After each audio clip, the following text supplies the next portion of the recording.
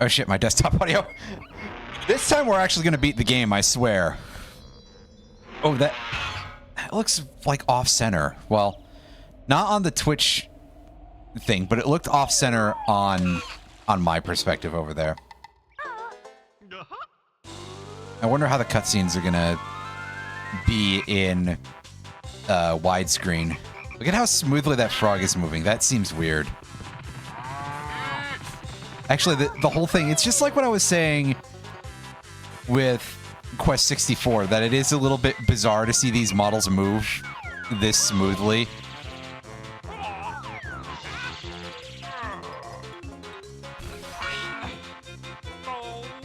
How many earthquakes do you need to make when you're switching instruments there, Mumbo? What the hell?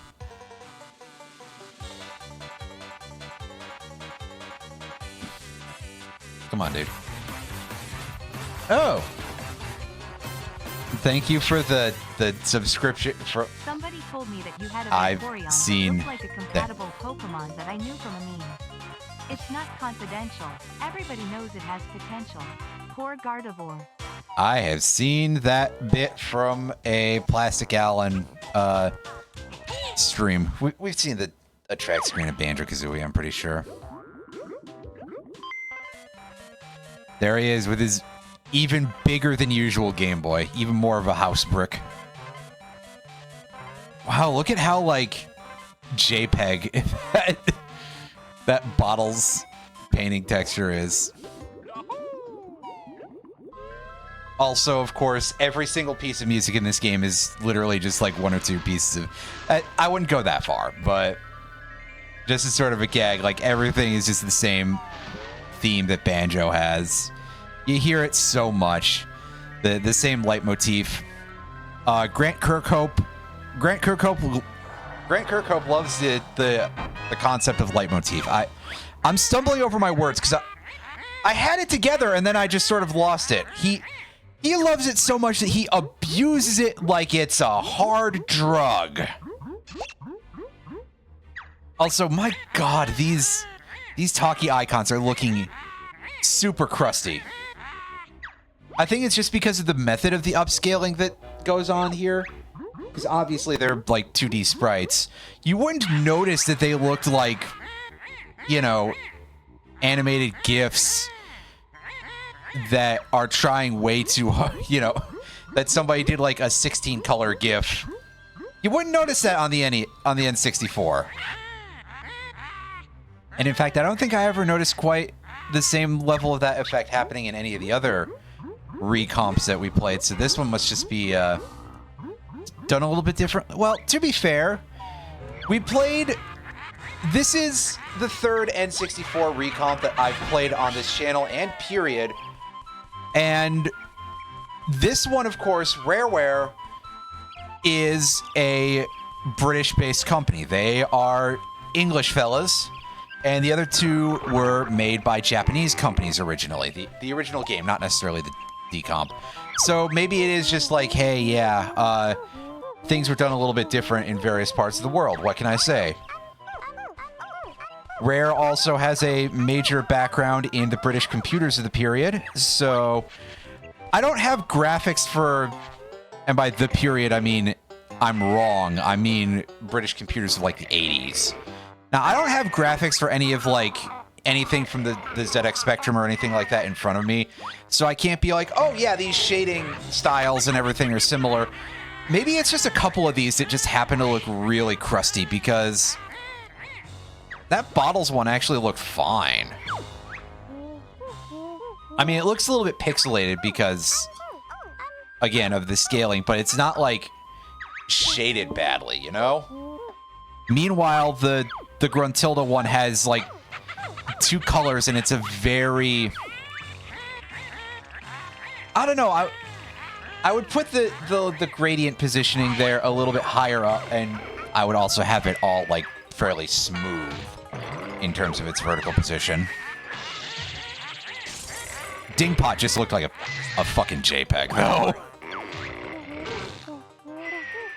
That's just a JPEG that was moving.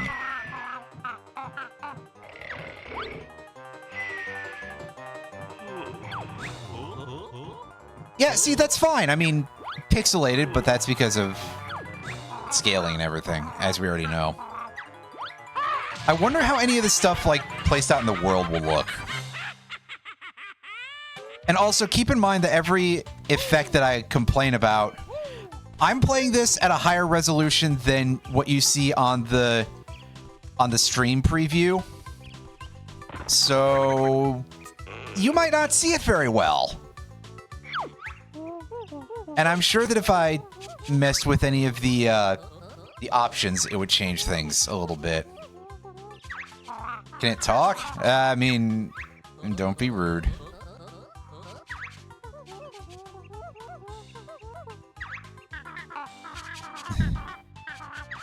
Kazooie's only character trait is just insulting everybody that she ever meets. Press A if you want me to teach you some basic moves. Or press B if you think you're already good enough. Well, good enough might be a bit of a stretch, but I already know how to play this game, so.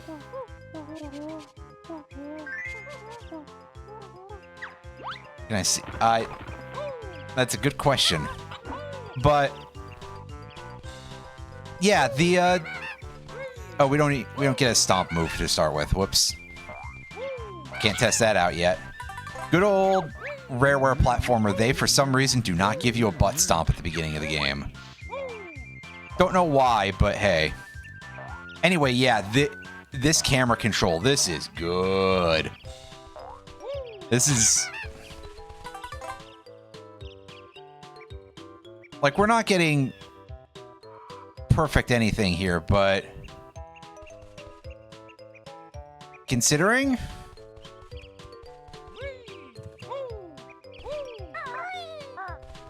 how can I see? I mean, it's not like it's bigger than my screen or anything. The stream... The version of it that you see on stream is basically lower resolution than the window that I'm playing in, so... because I don't want to have any of my interface shit on top of the footage. For a start, I use a lot of these as like B-roll for various videos. First of all, hahaha, B-roll. We're playing a game where we got a lot of honey to collect. And second of all, I hate how that looks whenever any streamer does that. In case I haven't made... the worst version of it is when you get people who have their stream and they put their fucking webcam on top of the video footage. Motherfucker, I am here at least in part for the gameplay. If I was here just for the personality, I would watch a just talking stream. How fucking arrogant are you? Actually, I've been around a shocking amount of streamers that quite a lot of the time I can say that the answer to that is yes. Not all of them, thank goodness.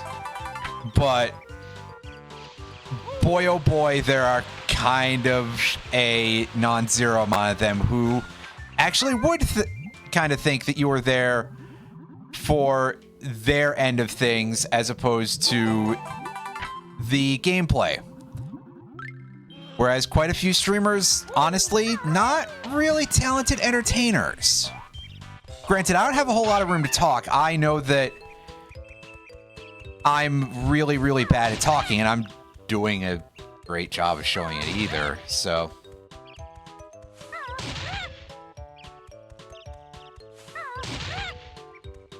I admit that I could probably be doing, like, a little bit more with some of the other space on my own stream, too. But from the perspective that I'm sitting at here, I really don't like it, especially when it's some guy's webcam. If it's your chat or whatever, then whatever. But the odds are that the game is what is attracting me to the... listen, if some streamers even some streamers I like are playing games I'm not interested in, I might be like, well, I'll pass. I'll go look for something else to watch. Like, I'll just rewatch a YouTube video instead of I don't know.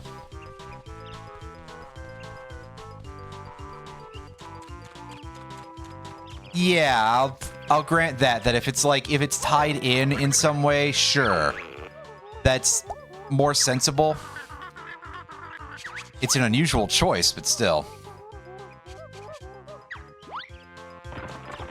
Actually, speaking of which, I do need to iron out things for that VTuber thing eventually. But also, like, one thing that I'm always kind of torn on with that. I mean, granted, I'm not even going to get into some of the weird shit that I've seen this week that always kind of makes me a little bit nervous about the prospect of, oh, well, But, I mean, just the sheer terror of being known in today's day and age really is powerful, even aside from that. But I'm always kind of torn because it's like, I don't know that I want to do that all the time. And, you know, should I have like a separate Twitch account where I do streams as the... I think about that a little bit. Very rough. Yeah, there was definitely a thing that I saw people posting of a website that somebody made for tracking something about VTubers. We'll keep it ambiguous for the people who do know about it and the people who don't, I guess, you know. The people who don't know about it probably don't want to hear it, and the people who do know about it don't want to hear it again. Because it's genuinely like... I don't know, I think the idea of someone being parasocial about me really kind of like... I don't like the idea of that, but also I do kind of like the idea of doing the VTuber thing at least a little bit. But also, I think that just in general... the idea of what having an audience would be like is varying levels of like... But, yeah, on the other hand, I don't know if it necessarily works as well for all the kind of thing that I'm doing, and it would be easier sometimes just be like, okay, yeah, I'll play something that's a little bit, like, less of a regular playthrough sort of thing. I don't know, I'm bad at everything, basically. I struggle with everything, and that's why I have never gotten most things done. But I do eventually want to do that, if only because I like the ideas that I've gotten somewhere with it. I should probably actually properly finish the design things.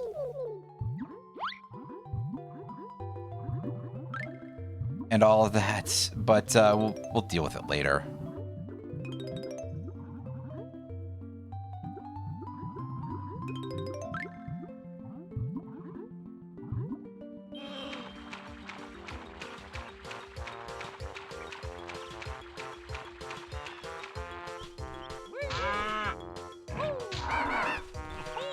Oh.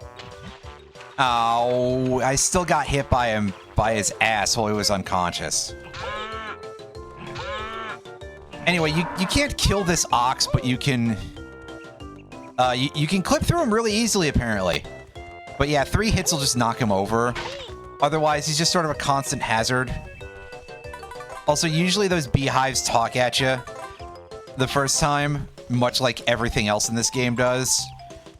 But somehow we managed to completely skip the dialogue that time. That's weird. It's not like the dialogue would freeze you in place. I have explained absolutely nothing about this game, but I assume that basically everybody already kind of knows what the deal is with Banjo-Kazooie. It's a collectathon platformer. There's 100 notes in every level to pick up. There's 10 jiggies. You use those to enter new worlds. There's powers to get from this mole. I don't know if there's a particular running theme with any of the animals that they decided to... Okay, good. We can still revolve the camera while we are in Talontrot, so... We're actually in the clear. I don't like the idea of it being like, hold the Z button and press a direction on the control stick to activate abilities. Particularly because, I mean, the C buttons are a D-pad. So I prefer to have those assigned to a D-pad, but I'm not putting the fucking camera on a D-pad. Jesus Christ. What kind of a barbarian do I look like?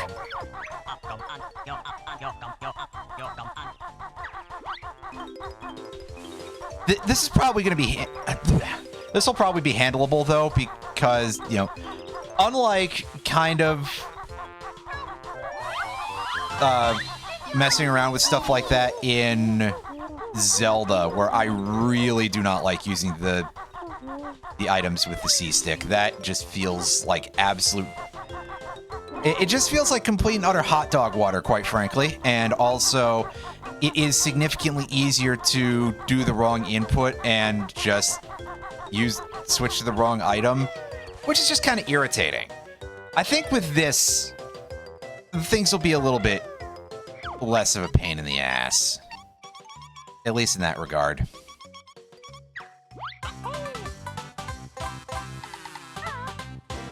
But I can't necessarily say about anything else. Yeah, when I'm ready to go, do the thing.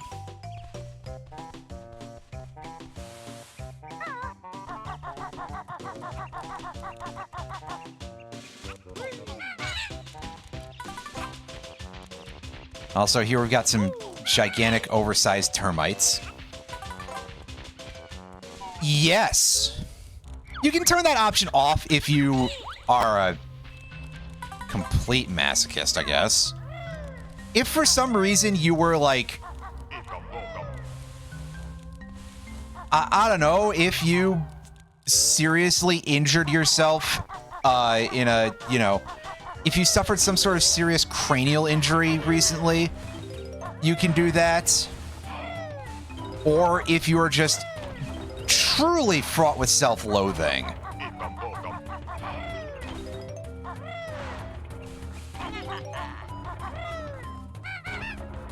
But yeah, because of the positioning of the moves, we kind of have to go back and forth a little bit in this level no matter what. There isn't like a good clean path. I suppose so, yes, but also I think in that case, would you not probably just use a cartridge or, God help you, an emulator? I don't think this would necessarily be allowed in speedrunning, except as a separate category, so... Well, I suppose I'm no real expert in a lot of things to do with speedrunning, so... Whatever I'm saying may be as much of a load of nonsense as anything else I've said at this point.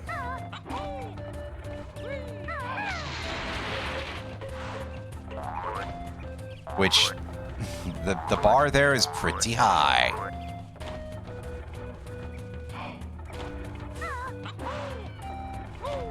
In any case, one thing working in my favor is that I do actually kind of remember most of this first level.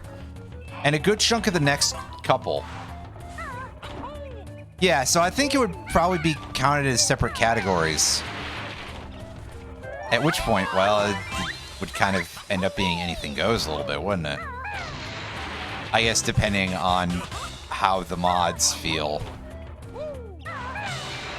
If for some reason there's a speedrun.com mod for Banjo-Kazooie in this stream audience, why don't you tell us how you feel about the...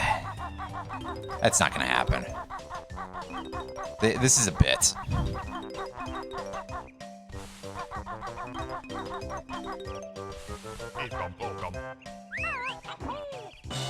Yeah, hey you. Give me that.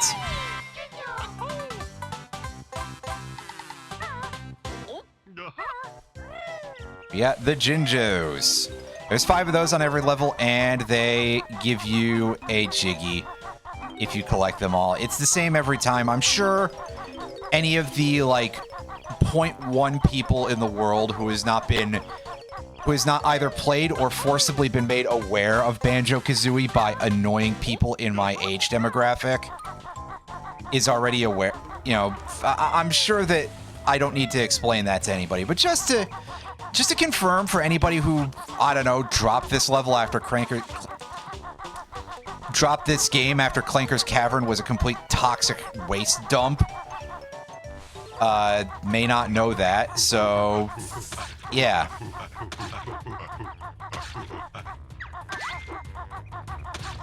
Okay, these want you to be a little bit more central than I remember, I think.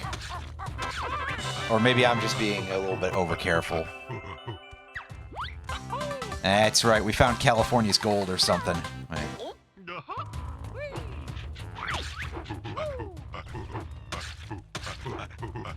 Oh god, that sounds rough. Like, I would assume slower frame rate by virtue of being a PAL release, which means that it's 50 FPS as opposed to 60 on the machine, most likely. But 30 FPS, oof. That's... I'm getting tired just learning about that.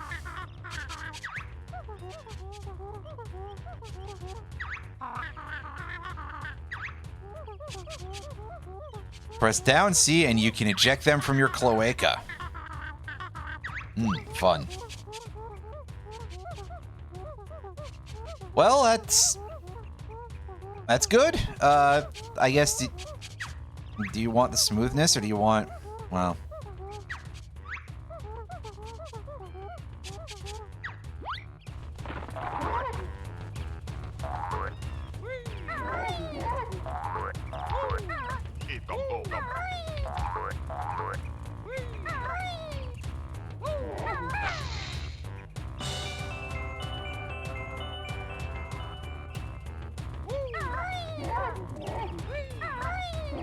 Oh, that's a thing?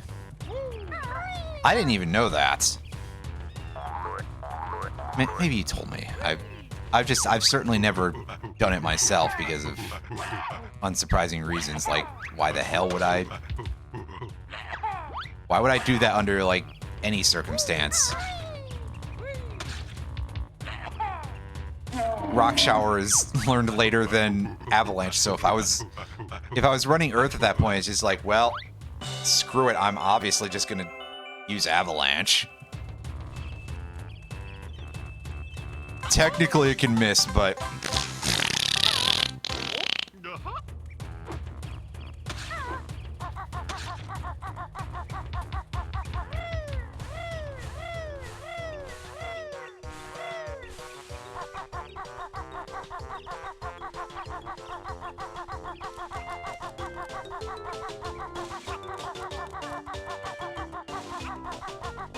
I mean, yeah, pretty much. Oh yeah, I don't need to do shit here yet. I mean, I guess I forgot that I did the other thing in there. Anyway, this thing.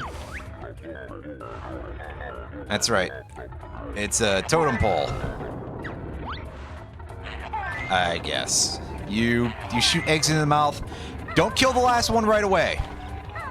Because if you do, you'll miss out on that. Because otherwise, you can't backflip that high.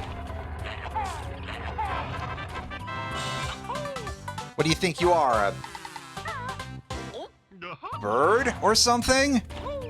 Don't be ridiculous. There's no birds here. Hey, you. Best shaman in all game. Probably the only one, too.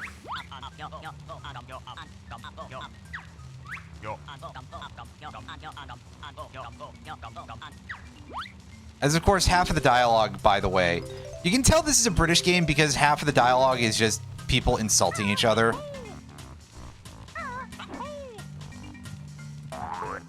It's just like Space Station Silicon Valley.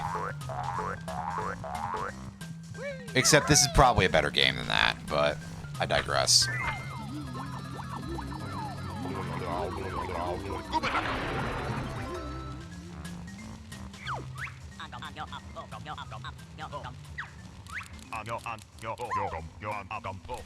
Yeah, and we can't speed up his dialogue here. Oh, well, what are you gonna practice on anyway? You don't even show up except for a few other levels.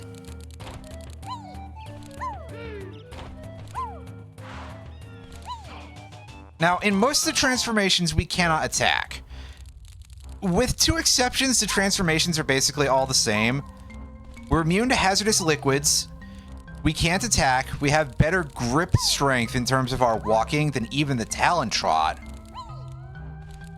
And we're very, very small. The differences between the transformations, with the exception of the crocodile in Bubblegloop Swamp and the bumblebee in what the fuck was I about to call Click Clock Wood? I'm not actually sure. It's about to call it like Clock Tower Wood or something. I'm fucking stupid. The bumblebee in Click Clock Wood can fly, which is vaguely useful. You use it to find like one Jiggy. Otherwise, though, because the bumblebee obviously can't like break anything open, which all the higher up stuff is sealed, so that way to, you know, to prevent it from being useful.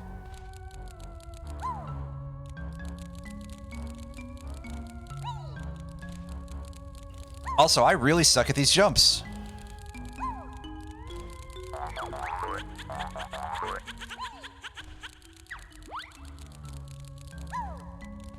Also, these termites want our backpack and shorts that we're still wearing.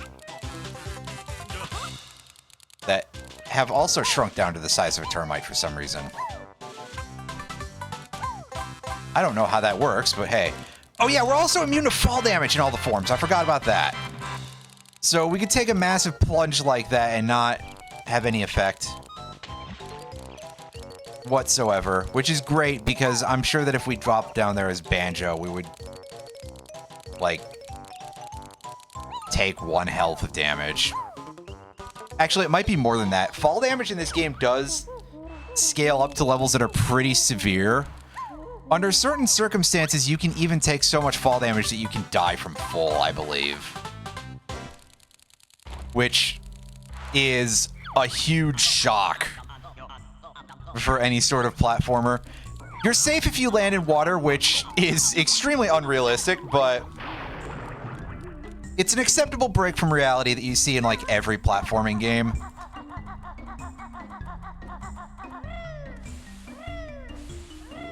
Besides, if that happened in Mario 64, for example, you would just heal to full instantly.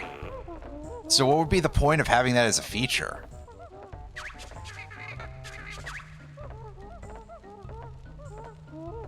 To open it, you must collect the musical notes from the worlds.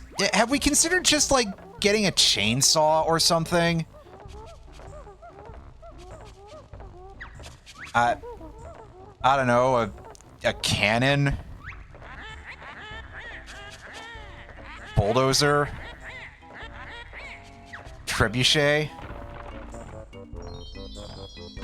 Anything?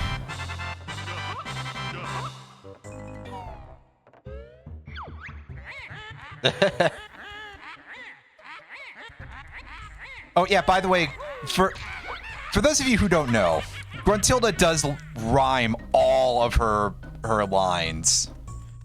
Which, I gotta admit, that's some real dedication to the bit. Both on the parts of the character and on the part of the writer. Imagine trying to translate some of these games. I love when they end up in situations like that, though. That's just good game writing. I mean, it sucks for the localizers, but it's still pretty neat. Like, there's a lot of jokes, for example, since we just finished Mystical Ninja, there's a couple of jokes in there that I do know that they actually, like, did those pretty close to what they actually are.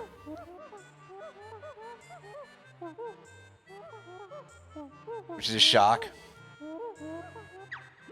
Also, yeah, you can take pieces out of the... Can you not? Okay, so you actually can't take pieces out of the puzzle while you have the analog camera, I guess. Or maybe Bottles was just lying to me. That fucking sack of knobs, he would. What an asshole. I don't know why I'm coming at him so hard out of nowhere, because I'm sure it's just a weird quirk of having to do that. But also, the other part of that is like, okay, you can do this, but why would you bother? There are, like, no circumstances that I can think of unless you're so bad at the game that you literally just get, like, okay, just enough jiggies from levels like Mumbo's Mountain and fucking Treasure Trove Cove.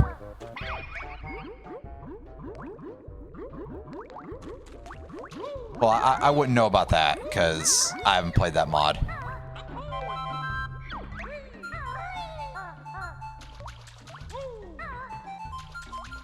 But yes, the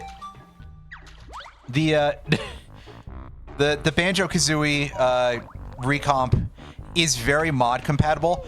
The others are too, as far as I know, but none of them have any actual mods working for them yet. This one, however, does have a couple of ROM hacks that have been converted into mods for the recomp. Also, hey, Roundy, how's it going? I saw random chunks of it, but I also don't have necessarily the best memory, and I was up and down doing watch your language. I was doing a couple of things here and there, and on top of that, I also was at the same time playing Enfield, which hasn't really had the kind of shelf life that I've wanted it to. I'd like to apologize to anybody who's like, oh, well, you know, were you enjoying it? And the answer is kinda, but it has some major problems that I can't overlook in the long run, and I'll probably drop it in like a month or something. But, yeah, I'll probably check it out at some point. Oh, yes, and here is Brentilda, who is the good sister of Gruntilda, apparently. I mean, she's also kind of a catty bitch who shares a bunch of secrets that her sister has, so, like, I'm starting to think that good and evil are a little bit wibbly in this case, but I assume that she hasn't kidnapped any children. So, at least there's that. You can press B to talk to her, and she will tell you things that are just like, you know, they sound like kind of trivia and like weird, goofy background details about Gruntilda and how she's apparently nasty and very committed to being nasty. But also, it is of value. It's not just like, oh, it's not just Brentilda like insulting her sister for funsies. Up here is the entrance to level 3, but I think there's a thing that we can actually unlock in here very early, because the amount of abilities that we actually need to access it are quite low. We can't access level 3 right now until we get a power-up from level 2, which we already saw is called Treasure Trove Cove.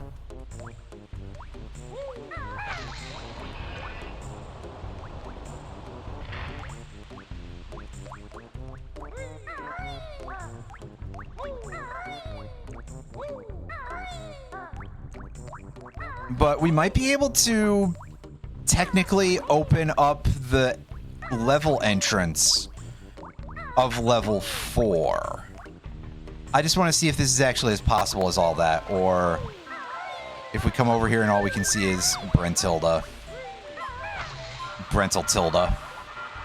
and pick up some red feathers, which steel may or may not be heavier than.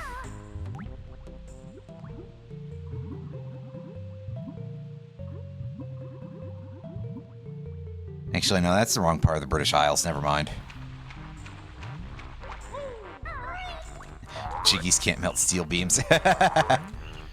That's also a pretty good bit. So yeah, as you can see here, we've got another puzzle for us that we can do stuff with. And we're opening well and truly prematurely.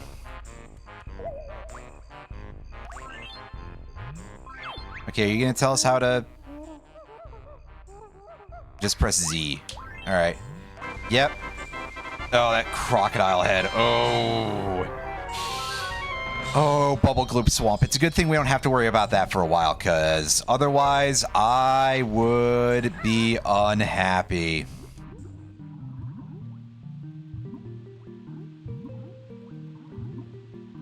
The last time I played this game, because I did play this game on stream years ago, and by years ago, I think I mean it was late it was late 2024, because I remember my second episode of this was on like the Wednesday, and so unsurprising, the Wednesday after Election Day specifically. So unsurprisingly, I felt like absolute crap during that.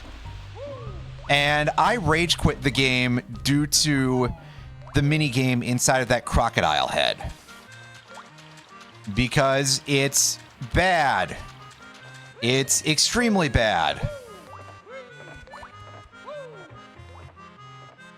Check out this very crustily textured cannon. I'm sure that's absolutely made of metal and not actually just steel or something. I said steel. Steel is metal. I meant stone. Oh, goodness.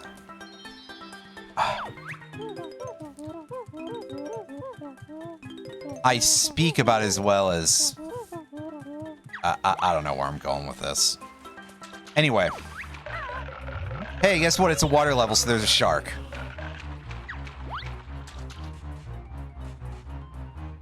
I do like the shark's dialogue.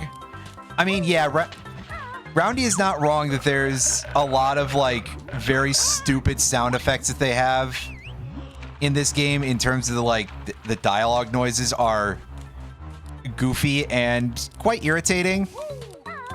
It's the sort of thing that can really get on someone's nerves. But honestly, I don't think that's anywhere near the greatest sin of Banjo-Kazooie. This guy comes at us... I feel like he comes at us faster in this than... Because it used to be quite a bit easier to dodge the first swing of the shark. Maybe I'm just really out of practice. Let's be honest with ourselves here. So the crabs, when they walk at you, when you stomp them, they drop 2 honeycombs. That is a thing that only happens if you kill them with your... It's called the Beak Buster, but we're just going to call it a stomp or a ground pound. Or the ass slam or whatever. You know, the kind of terminology that we usually use. Because how often am I really here to give these games the respect of using the technical terminology that they use for basic moves as all that? I mean, I've played so many Metroid Primes, and I've always just referred to the space jump as double jumping. I've never said, oh, I'm going to space jump over it. No. I mean, also part of that is because in Metroid parlance, the space jump is something kind of specific, but that's a whole other story. Anyway, just to show it off, I'm going to kill this guy with some rolls. And you see, that crab only dropped 1 honeycomb piece. Unlike the other ones that we all killed by slamming Kazooie into them at high velocity. So... Anyway, I told you there was fall damage. I wasn't completely insane. So these guys will knock some of your ammunition out of you, and also, if you come at them a little bit wrong sometimes, instead of... Jeez, am I aiming too high with that?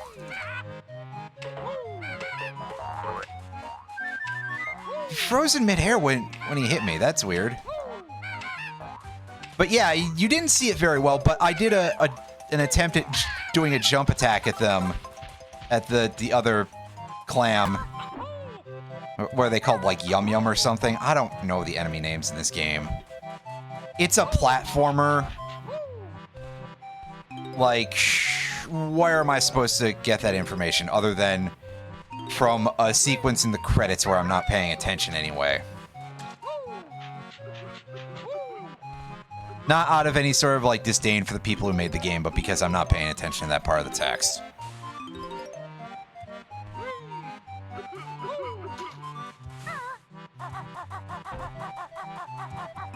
And also, how often are you really gonna do that? It's not like enemies in Mario or something, where we've just had the phrase Goomba etched onto parts of our brain, I guess.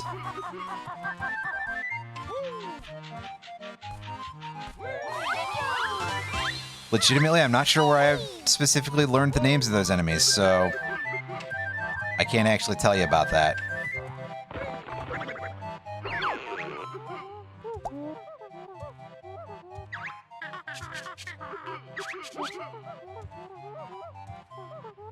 So here's our flying ability. We have to take off from very specific places, and it uses red feathers to allow us to gain height. And of course, it's flight in an N64 game. How well do you think it controls?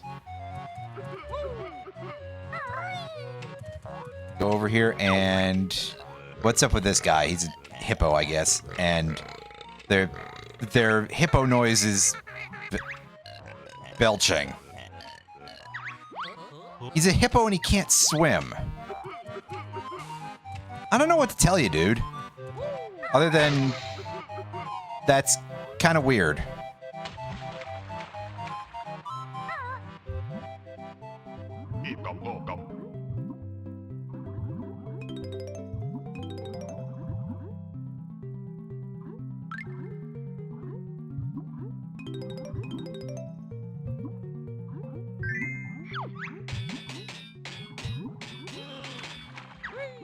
Yeah, we gotta pick up 2 sets of gold bullion here in order to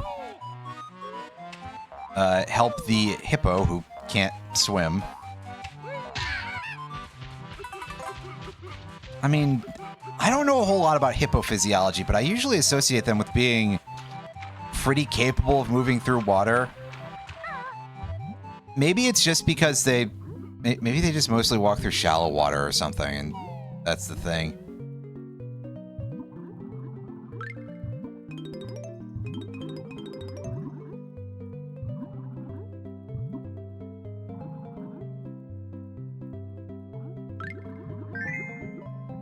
Or maybe the devs are just Brits and the idea of learning about anything from Africa makes them upset.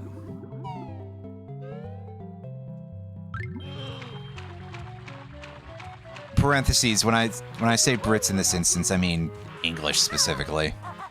Yes, the British Isles are multiple countries, and not all of them are the way the English are, so...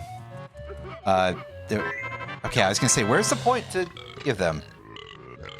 And yeah, this pirate hippo is happy for getting his gold bullion, and he gives us a chunk of gold in return. Why not, I guess. I'm glad he didn't spend that.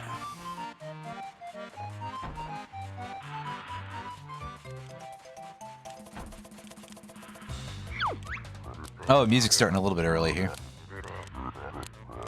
There's not a whole lot of space out here, sir. So...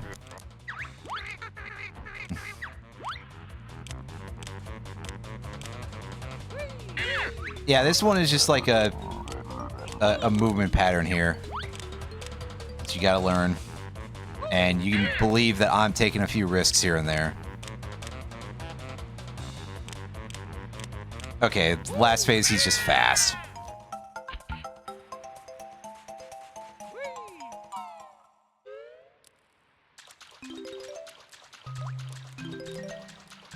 I was expecting there to be something else because the middle phase was two sections.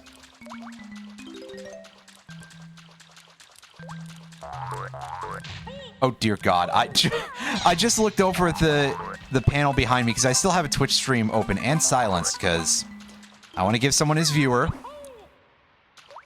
But it says suggested collabs down there, which for their collaboration feature. And you know who's on the list? Third on the list. And this is really funny that Twitch is suggesting that I collaborate with myself. Jeez, that's like that's almost the rudest thing they could say to me. It's like, hey, you fucking loser. You wouldn't possibly be a good fit with anybody else except for yourself. I mean, I get it, but come on.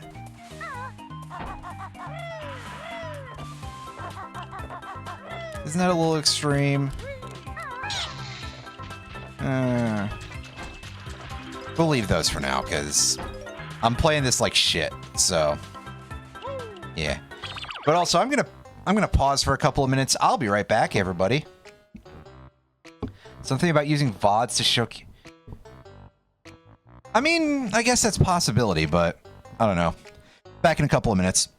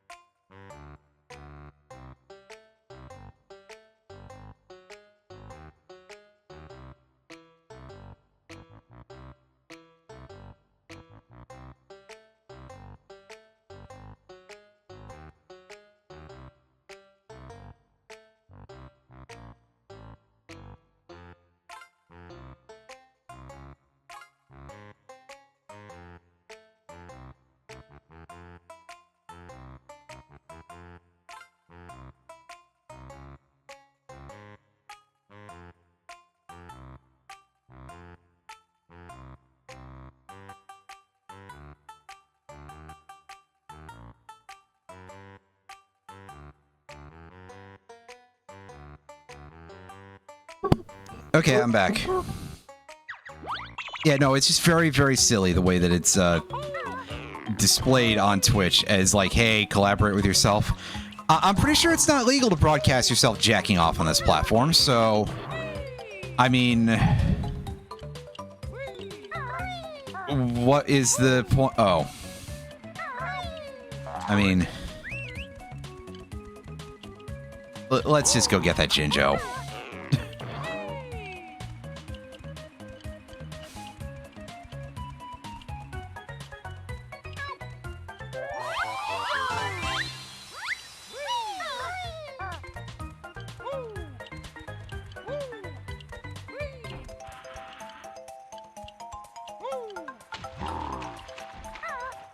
Oh yeah, these very, very crusty looking mines. And by crusty, I mean honestly not that much. It's just that they are aiming for something that's a little more high detail than the model of this era would have provided, so...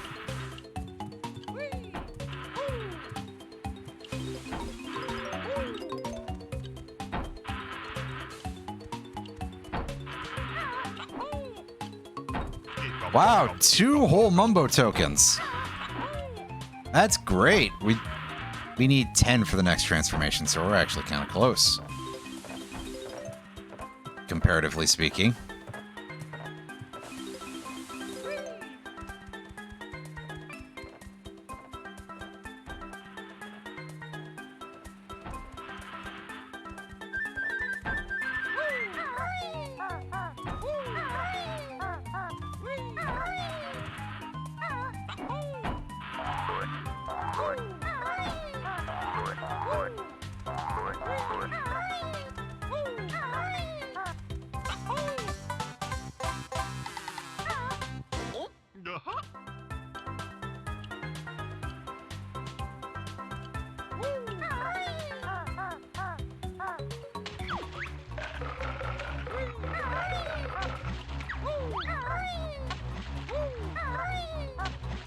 I don't think there's anything around this pillar here, but just in case.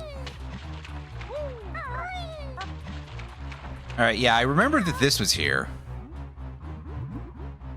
I think I probably thought it was a different corner of the map, so... Wow, okay, you're rude. Well, at least he didn't mutilate us the way that he did when we got that blue Jinjo. He was most displeased with us for that business.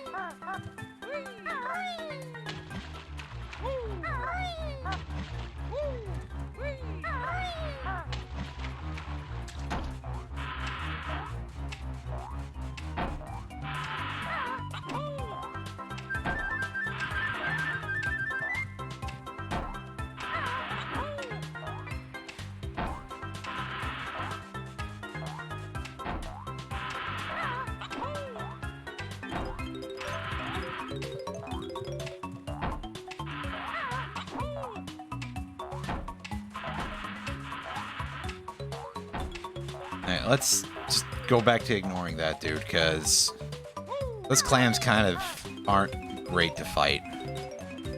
Hitting them is a little bit difficult.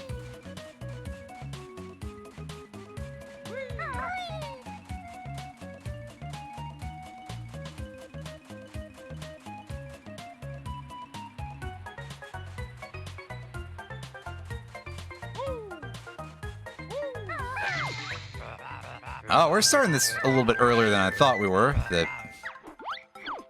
The thing where we search around the island using these these arrows and the flying pads. And of course, the flight controls in this game, well, I was saying before, they're not good, and oh boy, they are not good.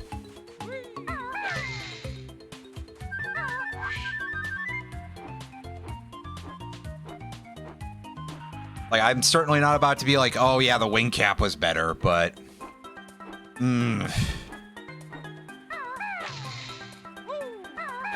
Is that, you know... Is there anything that could possibly be less of a recipe for success than flight controls and N64? Answer yes, swimming controls and N64, but... You know... Look, obviously, most games in that regard aren't going to be fucking Echo the Dolphin. I mean, part of that is also because most of them are not 2D, so... I've never played Tides of Time, though. My god, do I have a copy of Echo Tides of Time?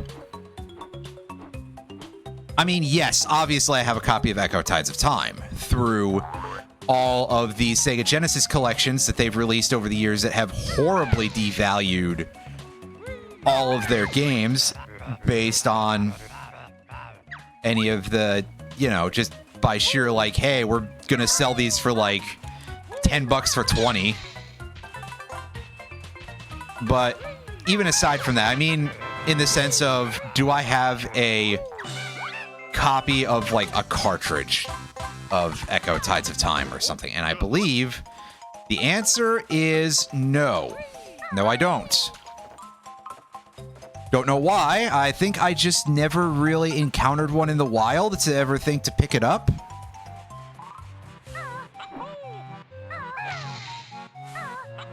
I do, however, love Echo the Dolphin quite a bit.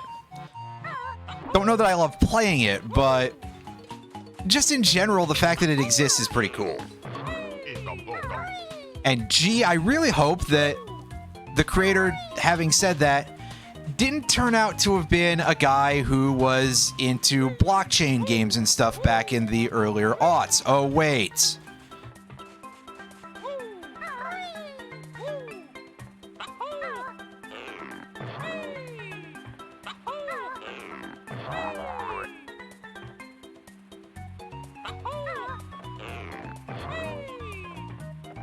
So yeah, that's a thing that you may or may not have learned today. Or you may have known beforehand. And it does make me more than a little bit sad.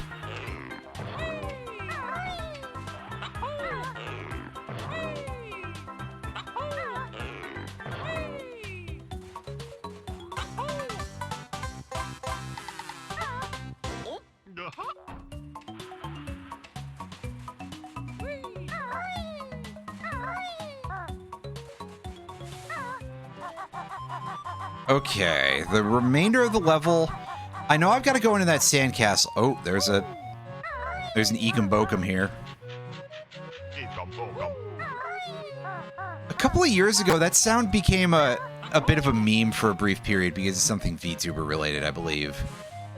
It was something with the dog VTuber, Corone, I think. I don't know my VTubers very well, which might surprise some people, but I don't know. It just never really never clicked with me in the same way. Maybe I'm just not that much of a weeb.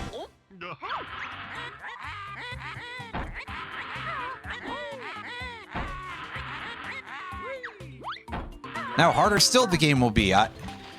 Don't worry, picking that up has no real effect on the difficulty.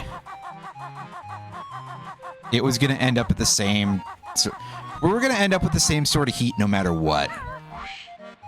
Anyway, I think the rest of the level that we have to deal with is... pardon me, all the way up here. And by all the way, I mean... well... it's 1 second for us, but... it definitely looks like some sort of a distance. In a diegetic sort of way. See, I used a big word like that because I am a serious critic who is using big words of that particular type. I'm using critic words to talk about Banjo-Kazooie like a normal person. Oh wait, no, what's the other term for that? I don't think normal person is necessarily what I would describe myself as. Especially not for that. And especially not for anything else.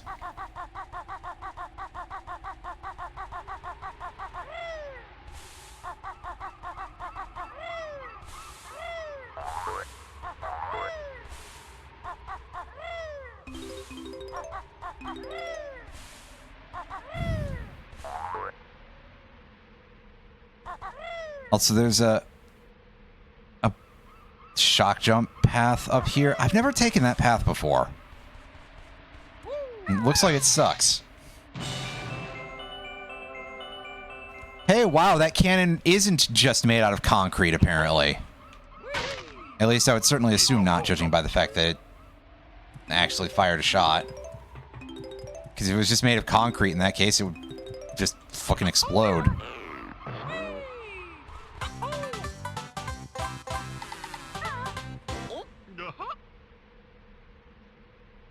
Okay.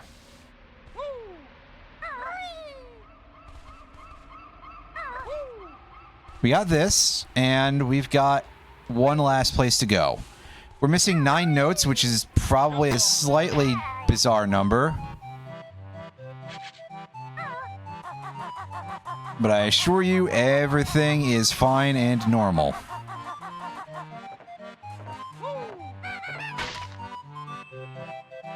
Oh. Do you mind?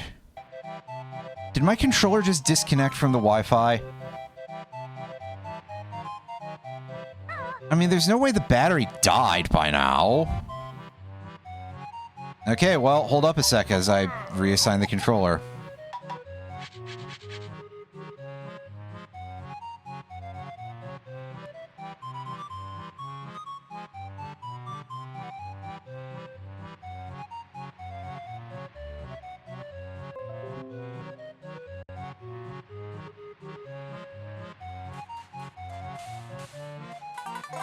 There we go. At least it was at a safe time. But there's also reasons why I don't feel very positively about wireless controllers.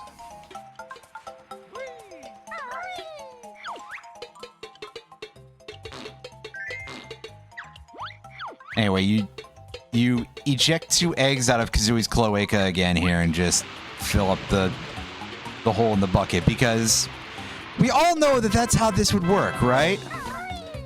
Oh, who cares? The fact that the bucket has a whole bottom is what allows the water around the sandcastle to be drained, so I think at this point, things are a little bit representational at best.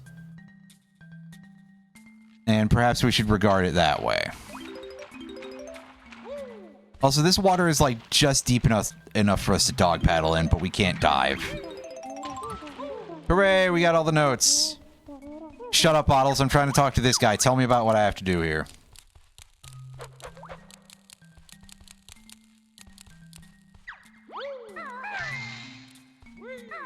Well, he doesn't tell you what you have to do, but the words Banjo-Kazooie are written on the wall. So that means that it's time for one of the many instances in this game where they want you to spell Banjo-Kazooie in order to get a Jiggy. I don't know why, but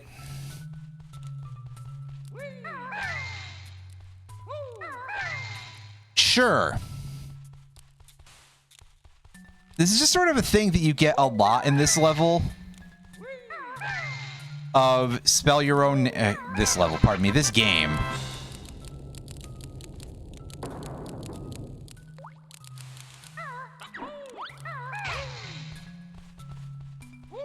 Also, the Rakdos crab here is also speaking in rhyme for some reason. But yeah, you have to spell Banjo-Kazooie quite a lot in this game, and I am not exactly certain as to why Rareware did this. Like, it's not like Mario has to spell Mario all the time. And okay, you can spell Kong in every level of the DKC trilogy, for example. But that's just to get a 1-up. This is so you can pick up the puzzle pieces, which are also, by and large, since there's sort of like an implication of this is Grunty's doing. If you think about it, if you stop to think about it for more than like a minute, you'll just start hurting your head. And I mean, this is true of basically every video game, but unfortunately, I've turned into one of those people who overthinks everything.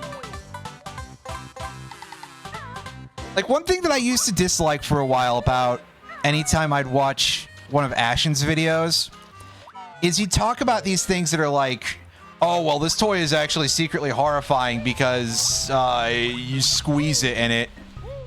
And legitimately, dude, you didn't think that when you were a kid, is what I would always think in the back of my head.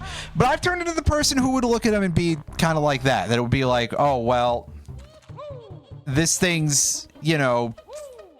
It's got weird proportions, which must mean that it's got some hydrocephaly or something. I wouldn't have thought that as a kid either, but I digress. Anyway. Yes, just 5 puzzle pieces will open up Clanker's Cavern.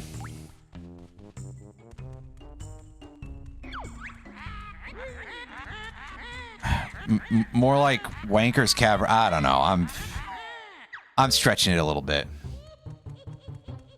Actually, I think there was an achievement in Nuts and Bolts where it was something to do with Clanker, and it was called "You'll Go Blind, You Clanker." You know, again, making a pun off of Clanker, Wanker, but also again, kind of leaning into the "Don't masturbate, you'll go blind" thing that, for some reason, a lot of people thought, and they told their kids that. Anyway. Regardless, who cares about that? Who even cares about Banjo-Kazooie Nuts and Bolts? Answer, I think quite a few people would actually kind of like Banjo-Kazooie Nuts and Bolts if they were willing to give it a chance and they would get over the fact that, yes, it is called a Banjo-Kazooie game. I get it, and you're upset about a sequel that you didn't get that would have been shit anyway. Which ties into several of my various old saws here. One of which being, God, just let things end once in a while! Anyway. I digress. Let's not go there. Let's... I'm trying to avoid turning this entirely into a rage stream. I'll wait until I have to do the Mr. Vile minigame for that.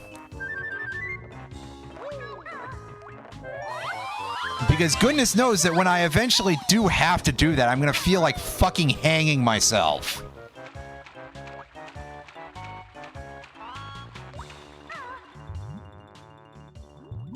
Anyway.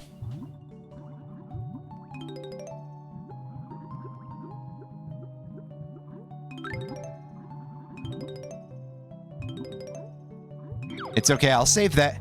I'll save that kind of ideation for real things, like whenever I read the news.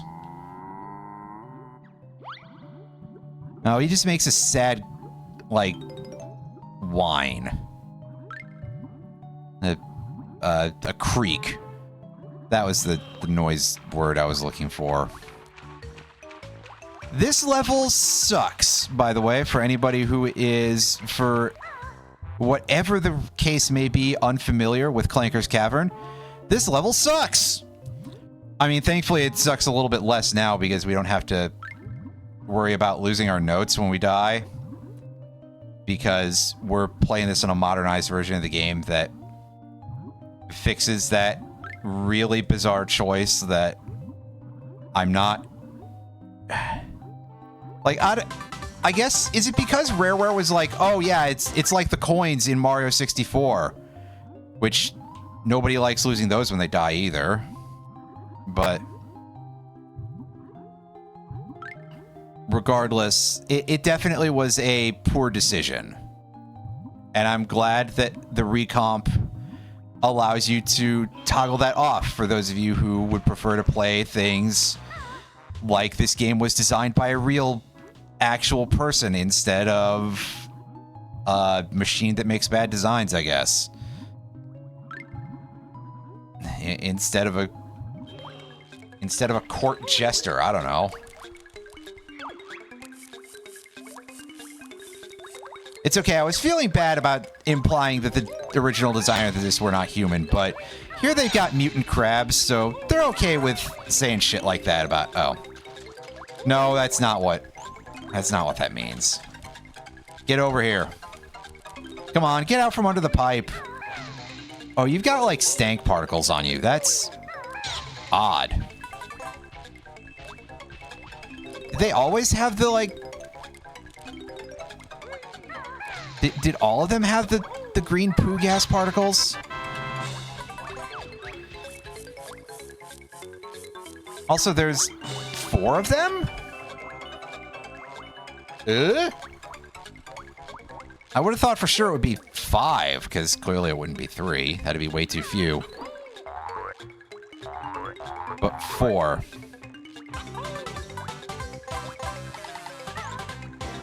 Yeah, I mean, it does sort of make sense. It's just that I'm trying to remember if every instance of the...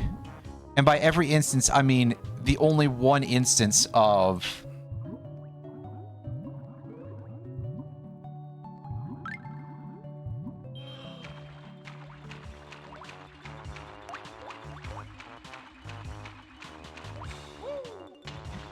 of that. And also, I suddenly noticed in the middle of that piece of music, which I guess kind of means that it would be in with the rest of the area's leitmotif. It's a version of I Caught a Little Baby Bumblebee.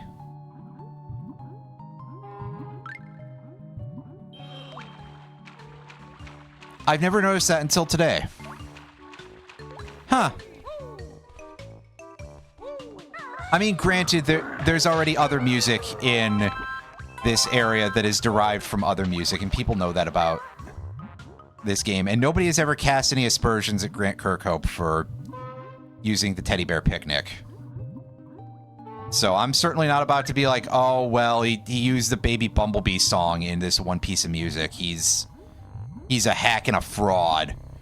No, I actually kind of like Grant Kirkhope's arrangements. I mean... Why would you talk to JonTron? But I digress. That's a whole other to-do. Because yeah, JonTron was in that episode of Game Grumps that he was... Granted, forget about why would you talk to JonTron. Why would you appear on Game Grumps? I'm not exactly a fan of Aaron Hansen either, so... You know. I digress. Anyway... Yeah, whole point here, I got completely sidetracked from the weird green, slightly radioactive particles. Did you know that most uranium salts are actually, like, yellow? Or at least one of the more common ones is. Uranium tends to fluoresce green under blacklight, usually. But... Yeah, one of the most common uranium salts, which is uranyl nitrate, is yellow. In fact, uranium itself, outside of being under UV light, I don't think ever actually is green, or really all that many uranium compounds. I mean, clearly something has to be, because I've seen instances of uranium glass that are green when they're not under UV. Not very commonly, and also I should emphasize that those were pictures, so... You know. We're about to drown, because... First of all, trying to control this swimming in the first place, and secondly... Shut up, Bottles, I don't care about note score. Because we saved the... Oh, we don't save the Chinjos, though. You... bastards!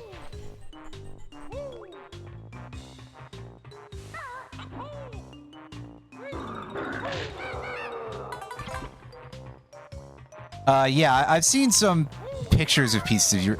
I've never seen uranium glass in real life, which is quite unfortunate. That I would actually kind of like to own that, even if that's a thing that would be like, hey, yeah, that's kind of hazardous. But it's also cool.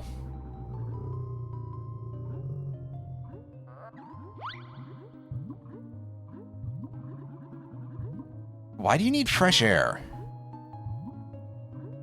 Were you fitted with lungs for some reason, Clanker?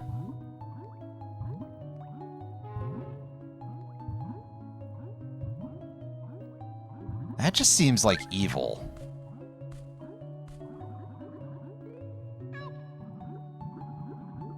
Also, wow, we were drifting pretty hard there.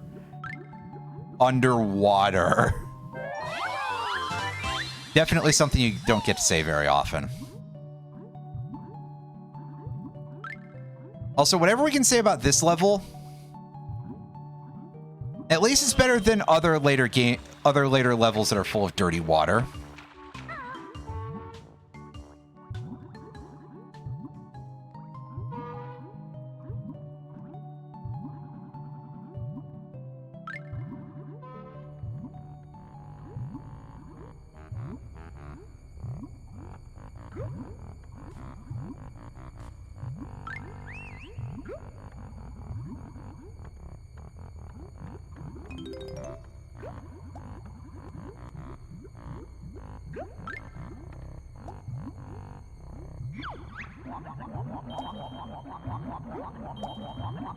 Yeah, have you considered, like, actually doing this in a helpful manner, dude? Like, I don't know, you could just attach yourself to my face like the worst remora anybody's ever seen.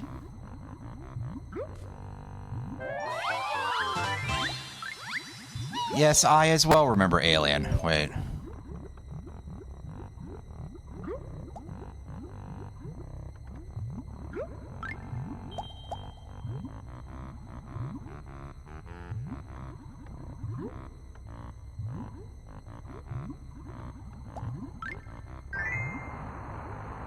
Yeah, I mean, the bubbles do 2, which is better than what it could be, but this part is definitely something that I'm kind of curious who playtested this. If it was all done, like, internally, or if they hired anyone from outside. Because this definitely seems like the sort of thing that maybe if there was an actual testing phase, somebody would go, huh, this doesn't seem like the best idea anybody's ever had. Can we clean this up a little bit?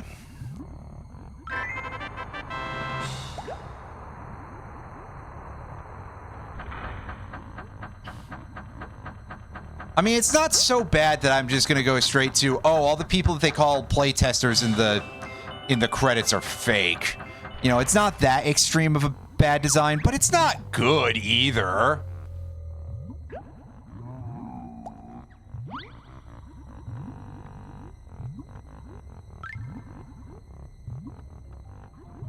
No, it heals too. It's just not always necessarily the easiest to see from timing or anything like that.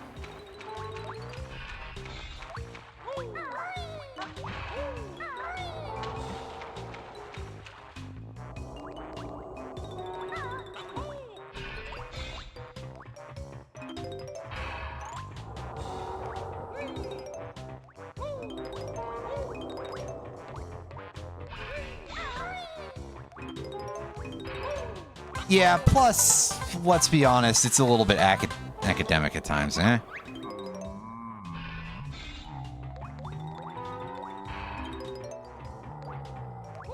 Your teeth hurt? Were you fitted with nerve? Well, I guess Clanker is like kind of a cyborg then, huh?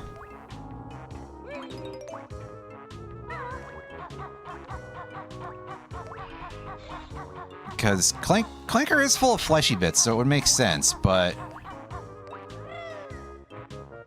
still, yeesh. Can we deal with that with, yes, we can use eggs to open this. In fact, that may be the intended method, but my immediate thought was that you need to do the jumping attack, which is known, if I haven't mentioned this before, as the rat-a-tat rap. That's one of those things where it's like, okay, I might actually call that by its correct name once in a while because it is sort of done in an unusual way. As opposed to the Beak Buster, which is just a generic butt stomp. I mean, okay, there's a slight bit of... But there is not any sort of weirdness to the animation, because, I mean, Mario, like, turns around in midair like that, too, so... There's nothing weird, unless it's intended to secretly be a reference to, like, Kinnikuman or something, which I'm absolutely pronouncing completely wrong. But, you know, we've heard of the Kinniku Buster before, possibly. I mostly know of it because of a joke in Gintama, but I digress. And by a joke, I mean an entire episode, because that's the kind of series that Gintama was. Or maybe still is, I don't actually know for sure. I haven't kept up with anything anime for, like, ever. I think I've probably said this before, but I basically watched Izetta the Last Witch in 2016. And then I just didn't watch any more anime after that, because I was just like... There was something about it that bothered me immensely. And it's probably really stupid to feel that way about, like, one thing like that, but... I mean... I won't lie that sometimes I get in my feelings about weird shit a little bit. That I take things too seriously. Well... Yes. Yes, actually, I do. But that's okay. Anybody who really wants to say that to me probably also has some stuff that they get a little bit too, that they take, one might argue, too seriously.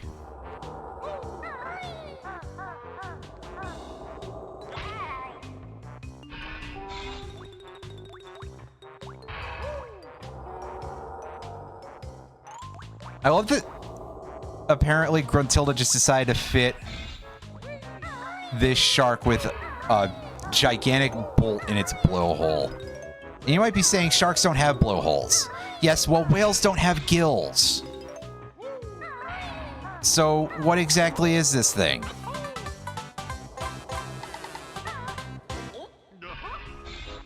And the correct answer is, who cares? It's Banjo-Kazooie. Everything's made up and the points don't matter.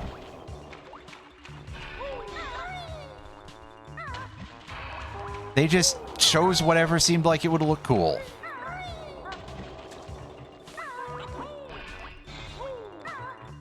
Or at least look interesting. And I mean... I guess I never really stopped to actually ask that many questions about it. I've just always called this thing either a whale or a shark interchangeably. And yet not a whale shark for some reason. No, that's a little too specific.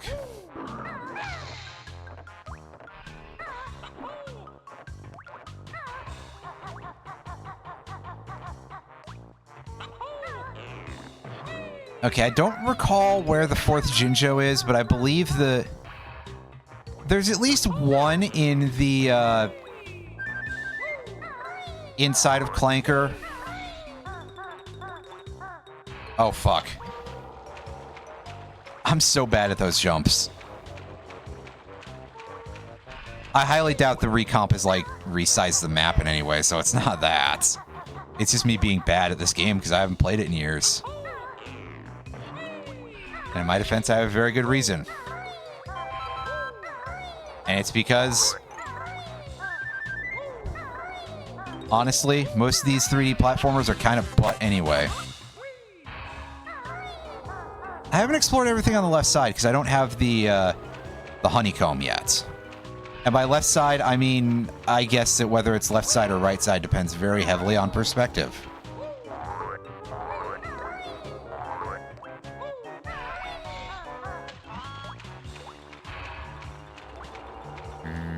Doo-doo.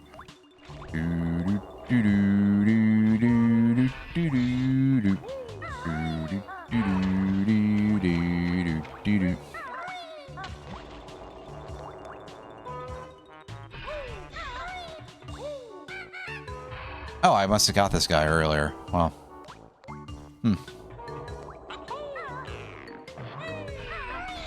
What?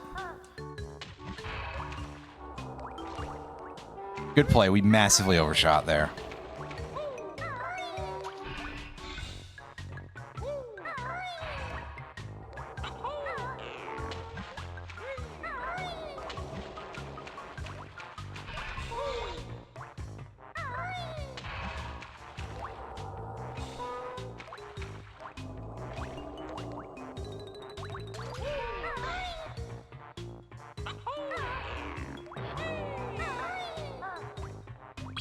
Pausing for a second as I get adjusted to things here real quick.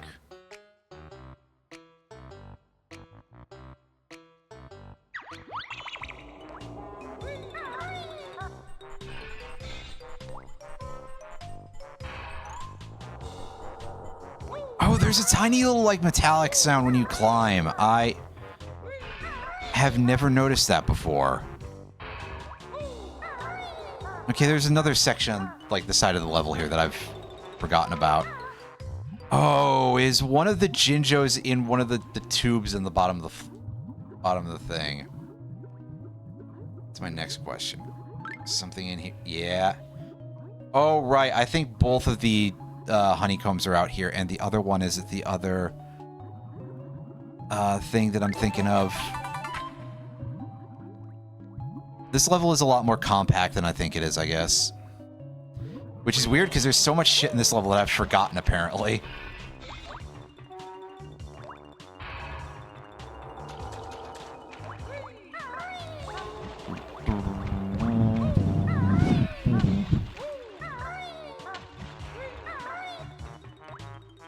Oh. There's no shock pad here? Damn it.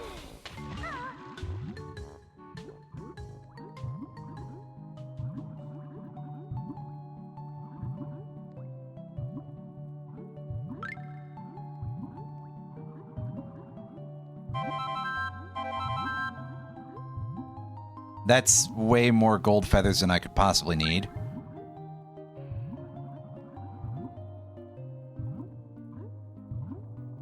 At least right now. And I can't even use the fucking move.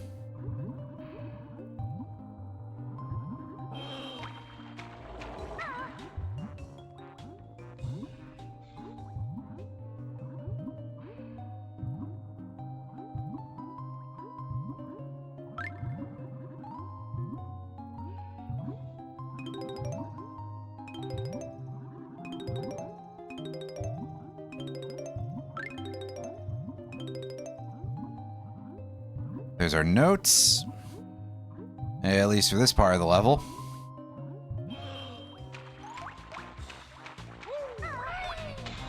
Okay, so before we actually go into the shark whale thing, I can't even just call it a fish. A whale isn't a fish. What is this thing?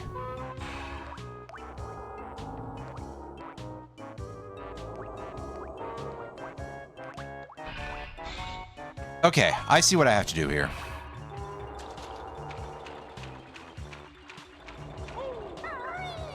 But also, one thing that I will complain about this recomp is...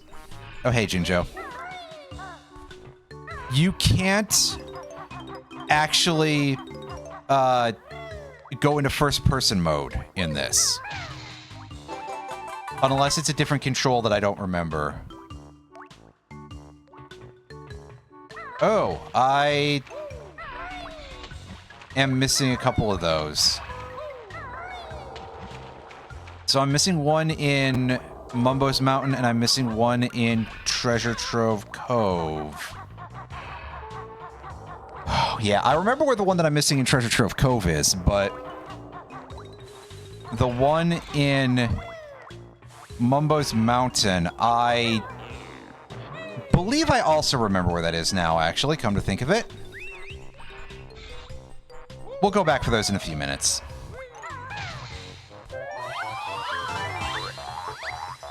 I had Jinjo to pick up. And some other stuff to still do in this level. I don't want to lose my Jinjos.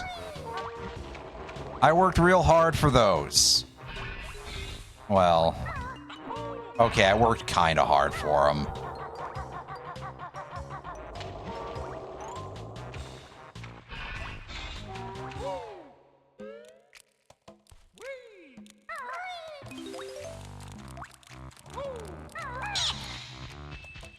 Hey, 2 for 1.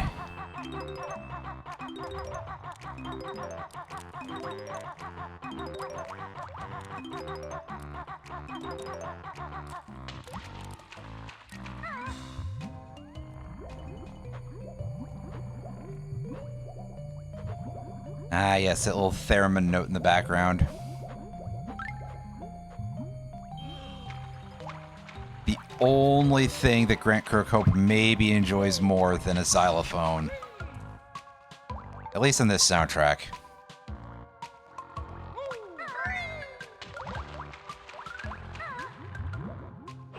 Now this might be... Oh, you jerk.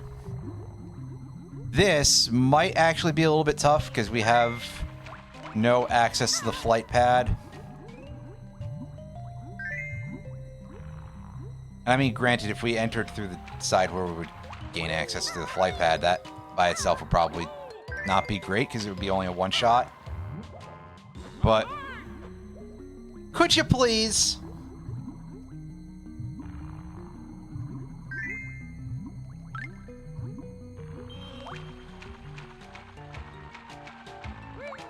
I'm gonna time out on this, aren't I? Yeah, and on the last loop, we were pretty close. I guess if I knew the route better here, that might help me a little bit, but hey.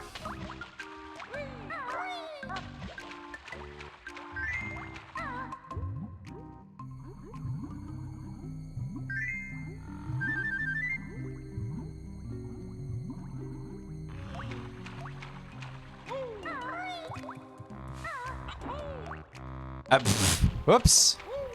That's pretty bad.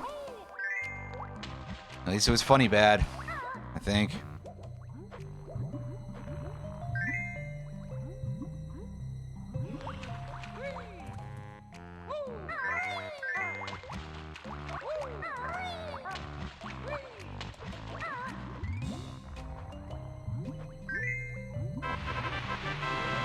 And that raises the water level in this area and gets us access to a Jiggy.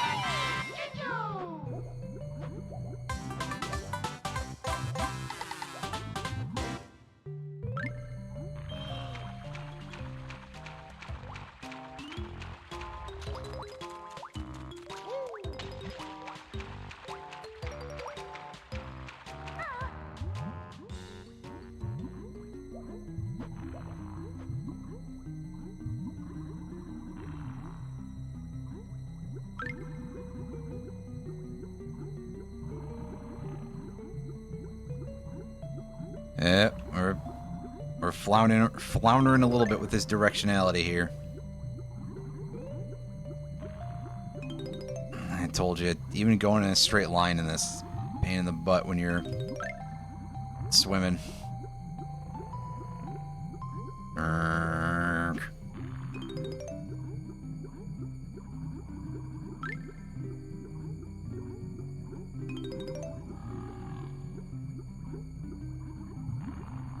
There we go.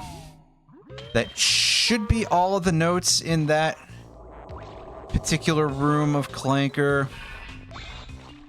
I believe, I think, I don't know for sure.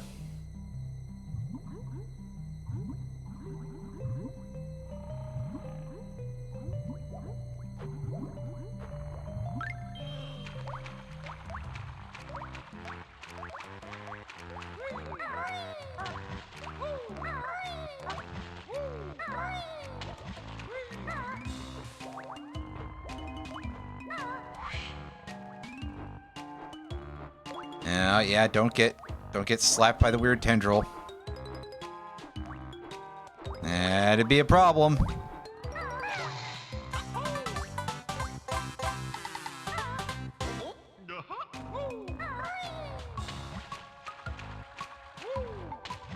And we don't want another problem, do we?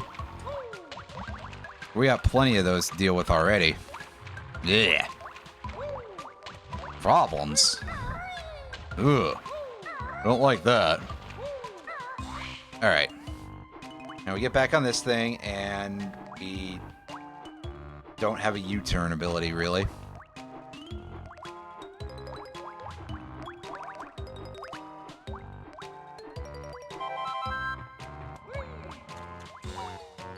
I kind of wish we had a proper long jump in this game, and we really don't.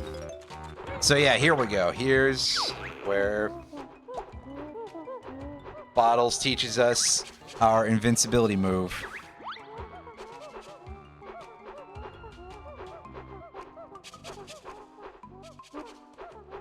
And after all, you're my wonder. Oh, fucking hell.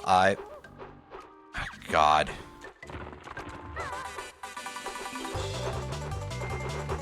I'm sorry. Well, about some things, but not necessarily so much that. I wanted to make sure that there was an actual use for me to pick up all those feathers.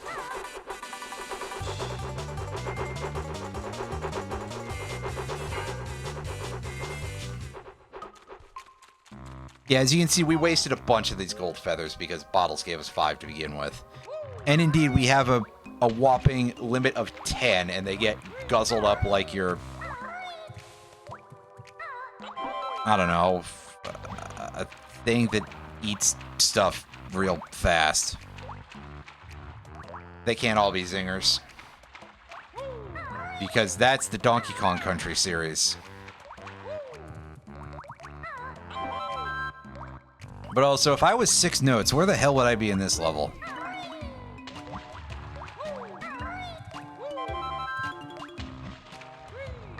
I believe that hole in the top of this room is entered by dropping in through the blowhole, but we'll find out in a second here.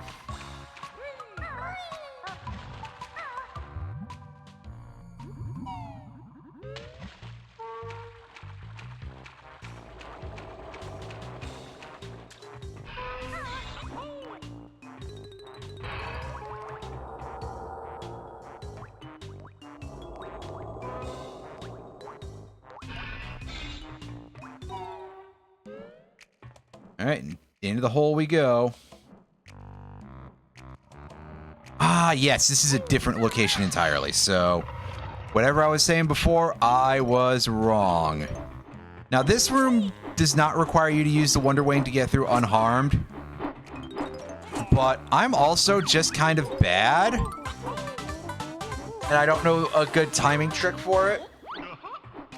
So instead, I'm just going to take a shitload of damage. And I'm also going to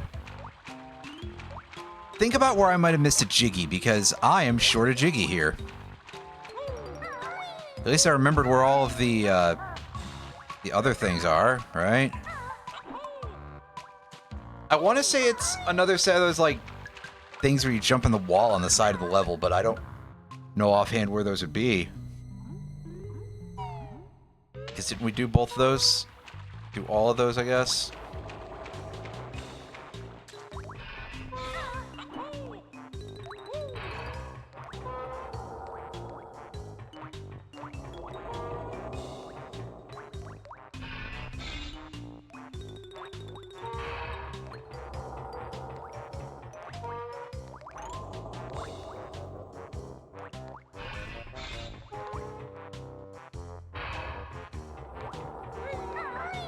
I climb up that pole on the right side of there?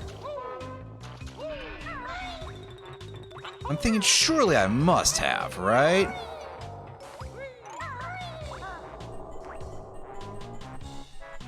Yes, okay. Yeah, I knew this location looked familiar.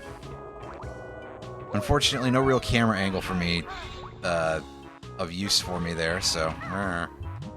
Oops.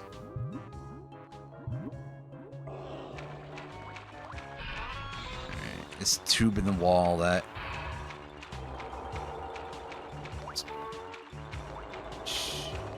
Here? That one's the out exit. I thought that was the... What's that? Is a dead end? Yes, it's a dead end, but it's just got an Ecum Bokum, so that's not exactly what you would call high value, but it's something alright.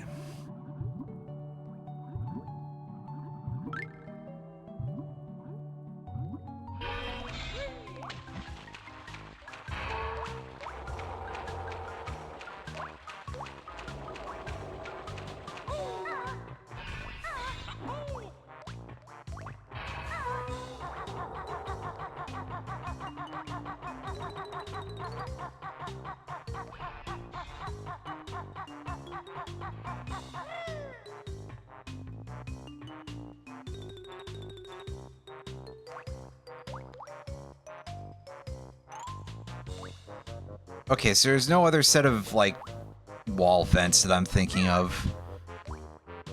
So it wouldn't be there. We got the one in the crab zone. We got the one inside Clanker's mouth. We got the Jinjos. Bottom, up there, there. There isn't one for going the other way when you go inside the blowhole, is there? Well, I guess we'll find out, won't we?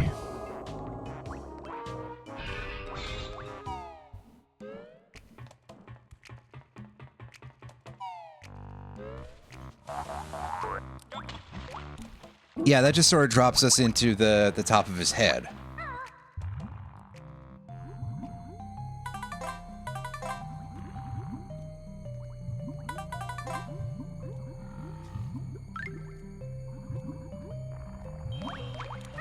So now I'm a little bit confused. I don't know where my, how's the recomp? It's pretty alright.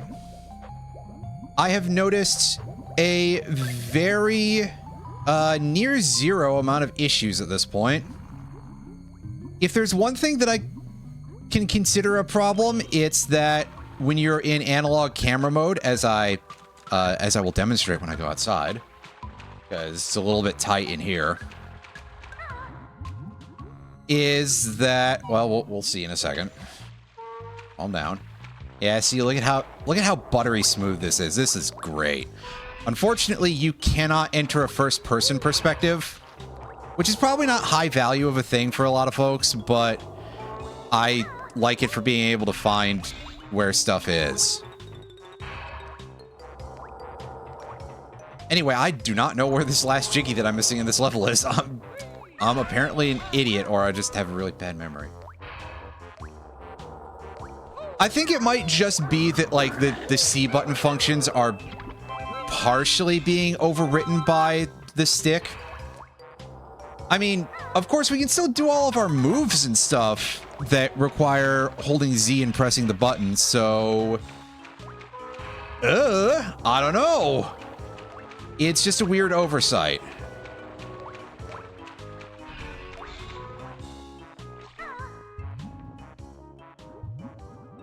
There's nothing in any of these tubes anymore, right? Because we got all the notes. There's no other Jiggy down at the bottom of Clanker's butt here. Yeah, I certainly hope so. That would be a very helpful thing because, yeah, first person view. Who knew that an explorative game being able to look around in first person is quite helpful. 10 minutes to move your tube. Good one, Lears. Okay, so we got the one from the mutant crabs. We got the one at the end of the long tunnel. Clanker's back, blowhole, back of the level. It's 2, 4, Jinjos. It's 5, 6. Teeth. Wonderwing room. Did I forget to get something in here after I could swear I got this jiggy. I would do something stupid like leave it, though.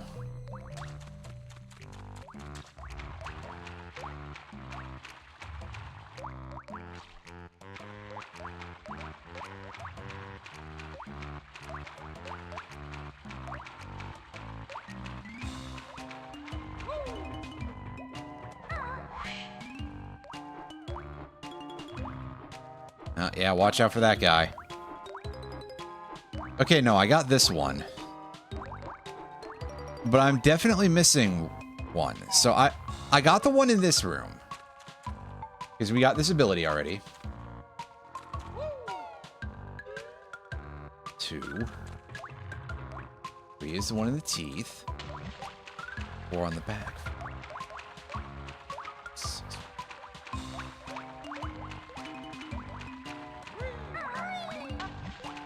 So that's 8.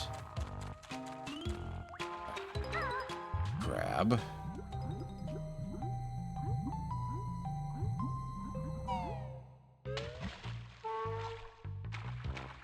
Yeah, I legitimately can't think of it now. It's wild. I'm actually going to take a second and look that up on a list. Once I confirm that I didn't do a stupid here and, like, forget about this.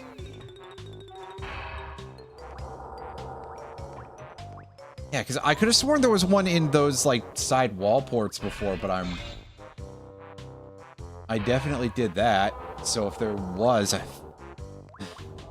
would have gotten it. The main problem here is just that I'm really dumb. Hang on a second. Go find out.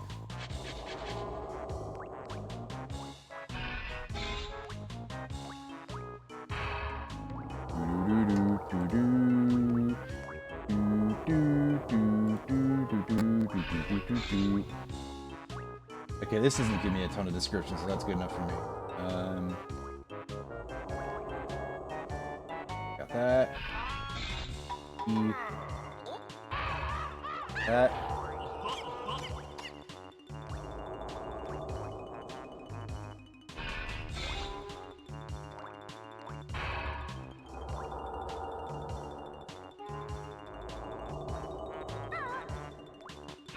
Rings. Yeah, we did that.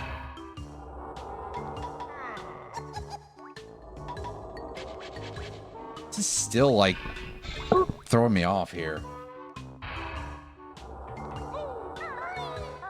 Clearly missed something, and I don't know exactly what it is. I'm gonna try going this way.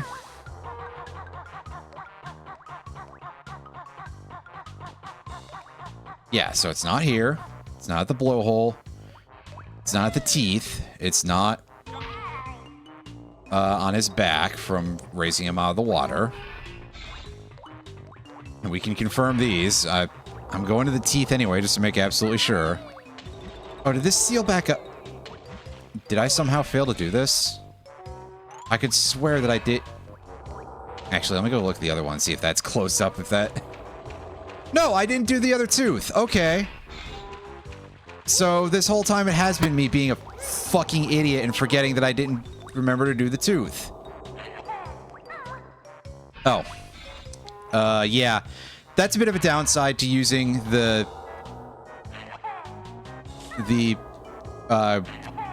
analog camera, is that sometimes you'll really wish you could turn it and you're setting up to do an egg shot, but the game won't let you. So, yeah. It takes the teeth out of the insults you made about the game. Yeah. But it turns out the problem is that I'm the stupid one here. Wow, hitting this tooth is weirdly weird. And by that I mean I'm really shit at aiming, but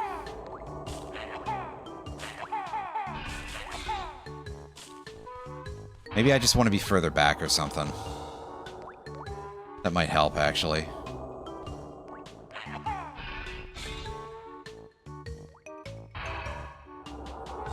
Okay, just let you do the rotation here. There we go. I figured I'd get it eventually, the timing. The gold one. Thank you, Roundy. There we go. After I embarrassed myself for like probably 20 minutes there. What's my total time for this level? 43 minutes? Yeah, and probably half of that was me just like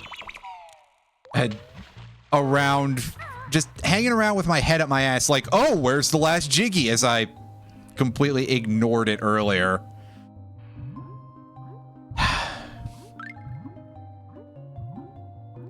I'm very good at video games, and I can't even say that joke with a straight face, but in any case, we missed a couple of honeycomb frames in the first two levels. Let's go pick those up.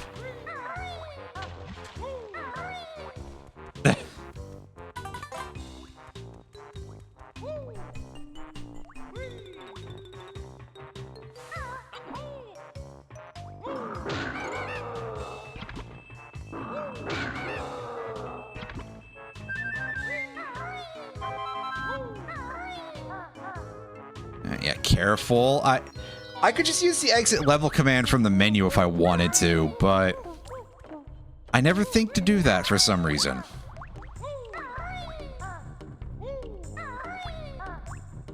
And this would be a good level to actually remember to do it, because for some reason in Clanker's Cavern, the level exit thing is really hard to get at.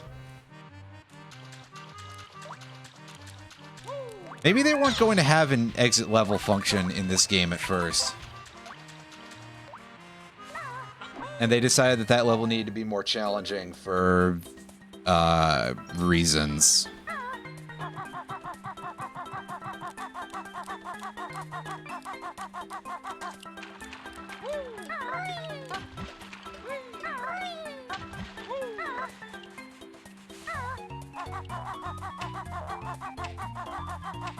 Enter the level, but no. I mean, I feel like that is the sort of thing that one would eventually get around to setting up if this was the way things were going to go. I'm not interested in you, Shark. That's right, you got to go out in this direction toward... I was going to say toward Shark Food Island, but that's somewhere else.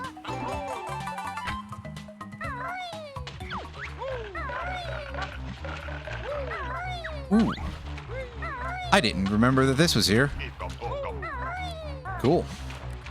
And yeah, it's probably a little harder to see unless you get up way closer. But yes, indeed, that sign does say Shark Food Island. You can go in there if you do stop and swap stuff, but I don't know if that's even accessible in the recomp. And in the regular version, you've got to do some, like, weird cheats to actually get at it, I believe, because of stop and swap not being a thing. Also, I'm wrong. There isn't an exit level button. That's just a save and quit button.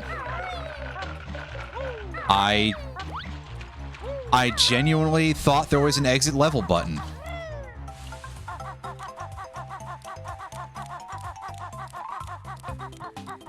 I have no idea why I didn't know that to not be the case, but in a roundabout way, it is an exit level. Yeah, I mean, I guess so. Anyway, I forgot about the honeycomb frame on Mumbo's Mountain that you get from, like, falling off of the edge there. Still technically correct. The best kind of correct, yeah. You got a good point. You know what? I like you, Lears. You're a recurring viewer. I don't know what I was going to say after that, but that part is true. I would say you're in the head of the club here, but I mean, what kind of a club have I got here? I don't run nothing.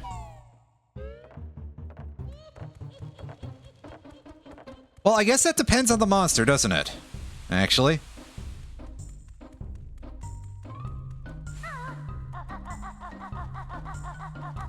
You have dragged me into a lot of factory builders and other Minecraft stuff. Well, I suppose that's more the other way around, that it's more like Minecraft mod packs and other factory builder type games. So, I gotta give you credit for that.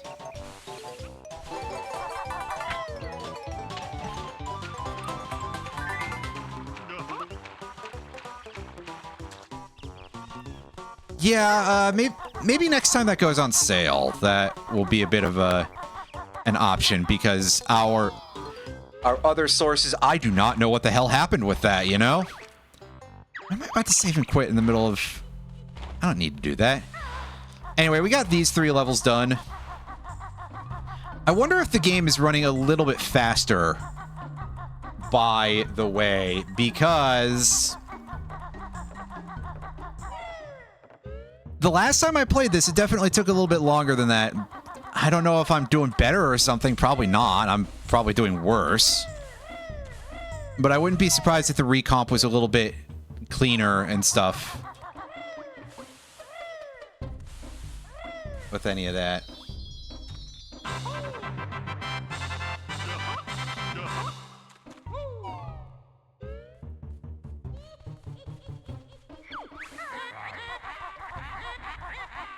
Yeah, it probably is just loading a little faster. And it's steadily adding up over time.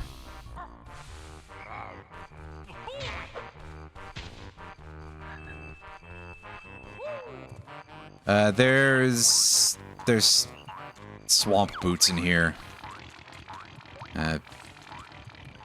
Waiters or whatever they're called. They have a more specific name, but I forgot it. And there's a Brental Floss if we need one, but we don't really want to talk to Brentilda right now. I'll do that when we get to the part where it actually matters. So that way I can, like, write them down and then not do something stupid like lose the notebook. There's a beehive back there. When's the last time you thought about that guy?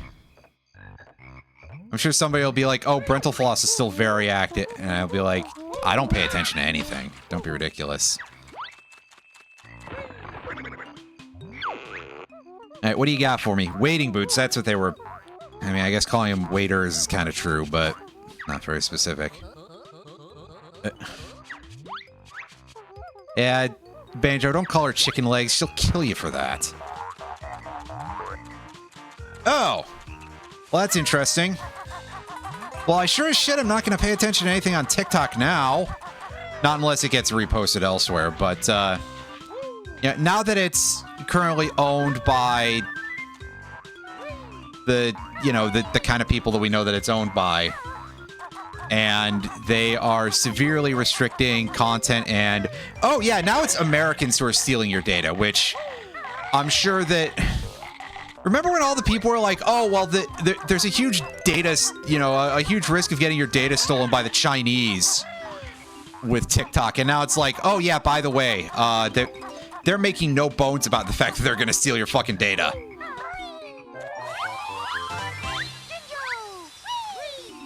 Yeah, exactly. Just, it's always projection. That is, in fact, the rule of thumb.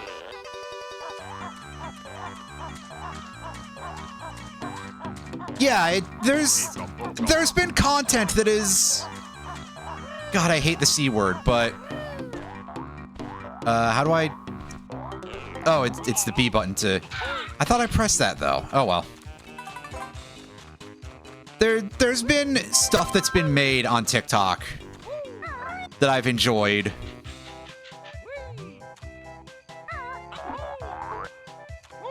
That is just filtered down to me through other sources of viewing things, you know, various other social media, because admittedly, I do kind of have...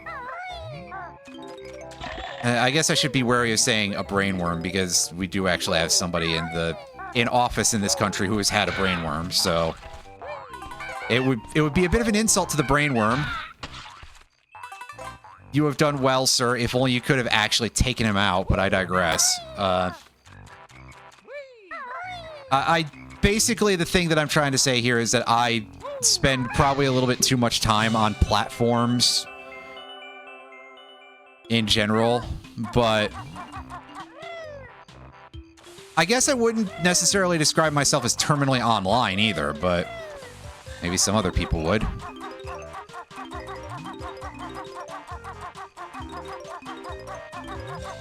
Nevertheless, see, this definitely feels a lot better to control this part. Never mind. My camera was in a bad place there. I was going to say, it definitely feels a lot better to control it when we can revolve the camera more freely. Reopen Brywheel. God, I'm going to be honest. I don't talk about it enough to really consider myself you know, I shouldn't be describing myself as an evangelist for it. I mean, why would you call yourself an evangelist in the first place? Really, I feel like that almost seems like a red flag, but also I am borderline an evangelist for the revival of forums as a place to do stuff on the internet.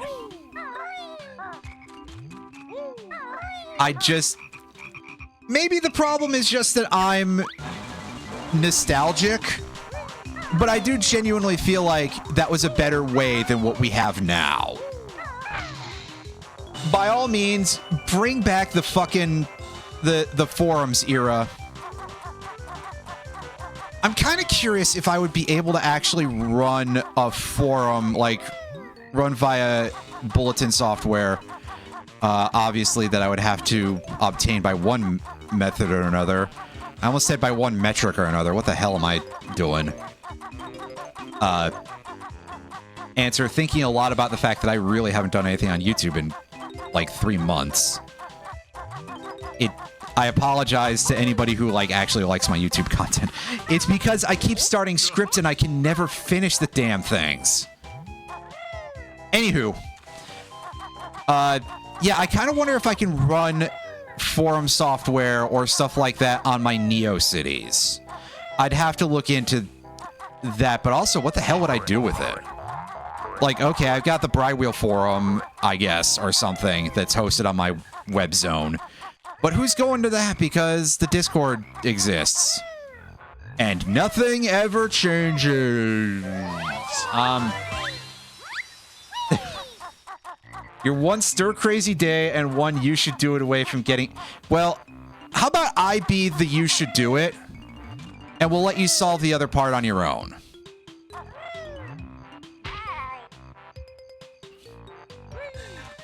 Because I freely admit that even though I'm not, like, actually at the breaking point, I admit that I'm also in the position of, like, I'm always just so close to turning into like a violent, deranged Luddite when it comes to newer technology.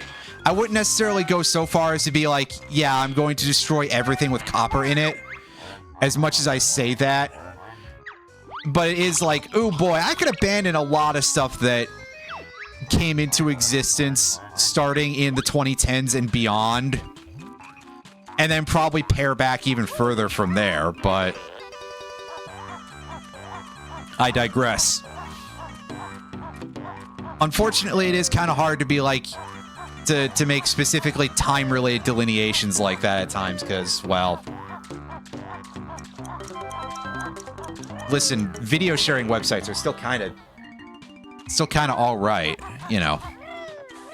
Plus, if I destroy everything from like 05 forward, then I'm burning, you know, then I don't get to watch Breesolf. What kind of a world would that be? And I'd say that would be like the end of the MP3, but I don't think that's true. It'd be the end of, well, most of your sources of them. When did BitTorrent start?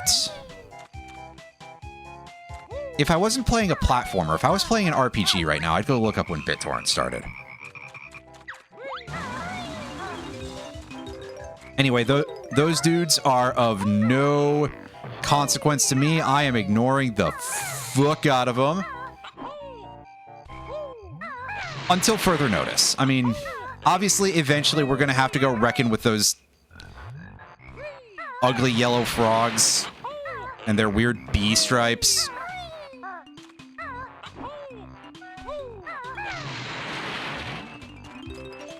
But I'll wait to do that until I turn into an alligator crocodile.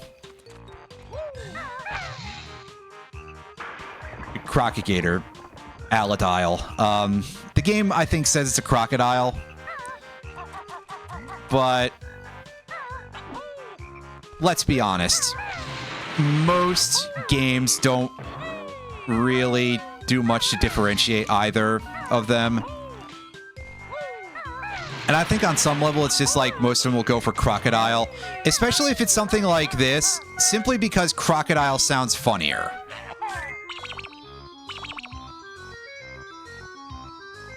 Yeah, no Sonic 06. And say what you will about the game, even if you're not the sort of person who likes it, at least it's funny. Although I definitely didn't feel like that doing those hyperspeed sections on the PS3. Ooh, those controlled like butt. I'm pretty sure they also controlled badly on the Xbox 360, but I don't know for sure because I didn't play it on the Xbox 360. I still don't own a 360. One of these days, I may have to pick it up. Just for reasons of, like, despite also being a person who hates collectors of, like, all stripes, I do also kind of collect a lot of stuff, too. So, like...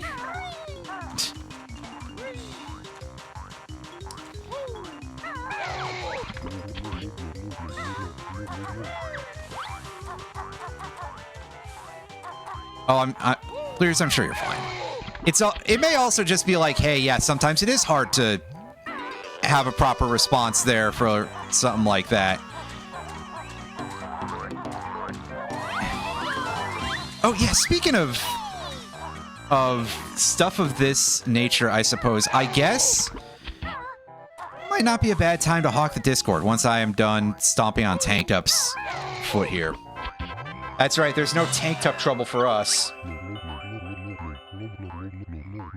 Yeah, I got a Discord server. Lears, if you hop in there, I would just like to ask you to please change your display name for the server. Just so that way we don't have to go through the rigmarole, because, listen, I'm okay with you calling yourself Headcrab Hitler, not everybody else is gonna be, and it's just like, if somebody wanders into here and they start, like, you know, if they... I don't want to get people starting fights about that, because you understand. Well, I'm sure that not very many of them will, and if they do, well, then I'll reckon with them and be like, I don't care what you think, but I guess do what you feel like. But I guess it's just like, I suppose if you could. Oh, yeah, they have more dialogues. That way you have longer to forget your first lesson here. Because it was blue boy, red guy, and then blue guy. You might be saying there's two blues there. That's real not good help, but... Middle...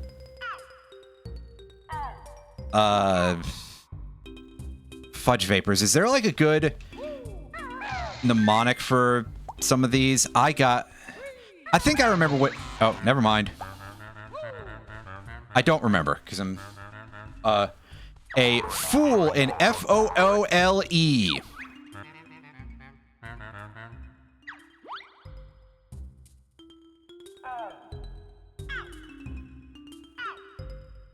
Yeah, I mean, I guess if someone gets upset about it, it's like I'll hash it out then, but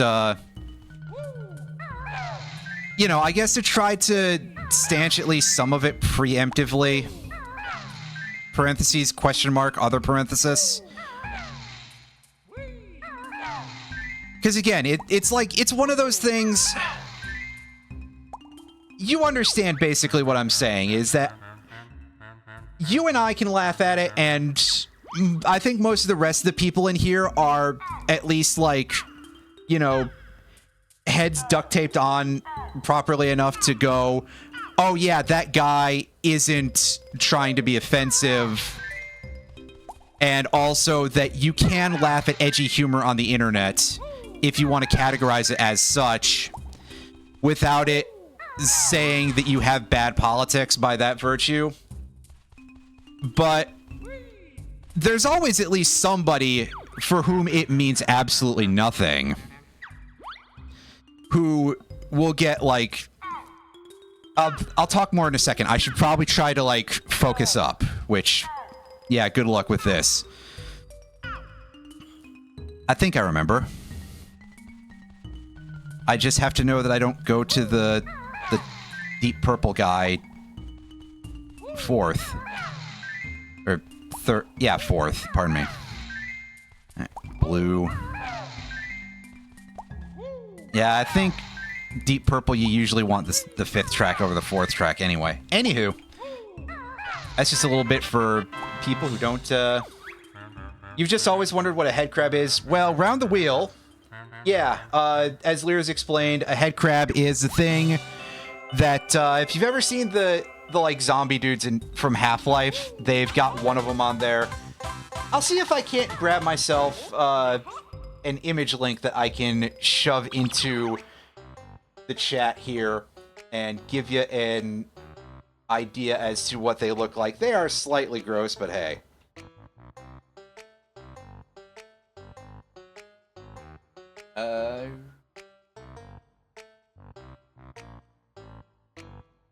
That's like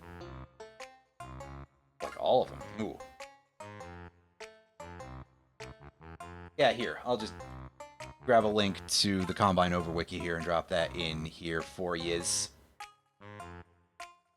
And that should maybe, hopefully, be a little bit more expository. Anyway, the thing that I was going to say here is that when I think about things like that and people getting upset over the name, not that there aren't people who would, you know, have legitimately, like, bad things happen to my family and that's not funny sort of responses. Yeah, they do be kind of facehugger looking. But, I mean, a lot of the stuff in Half-Life, no surprise that it gained some inspiration from a lot of classic sci-fi horror.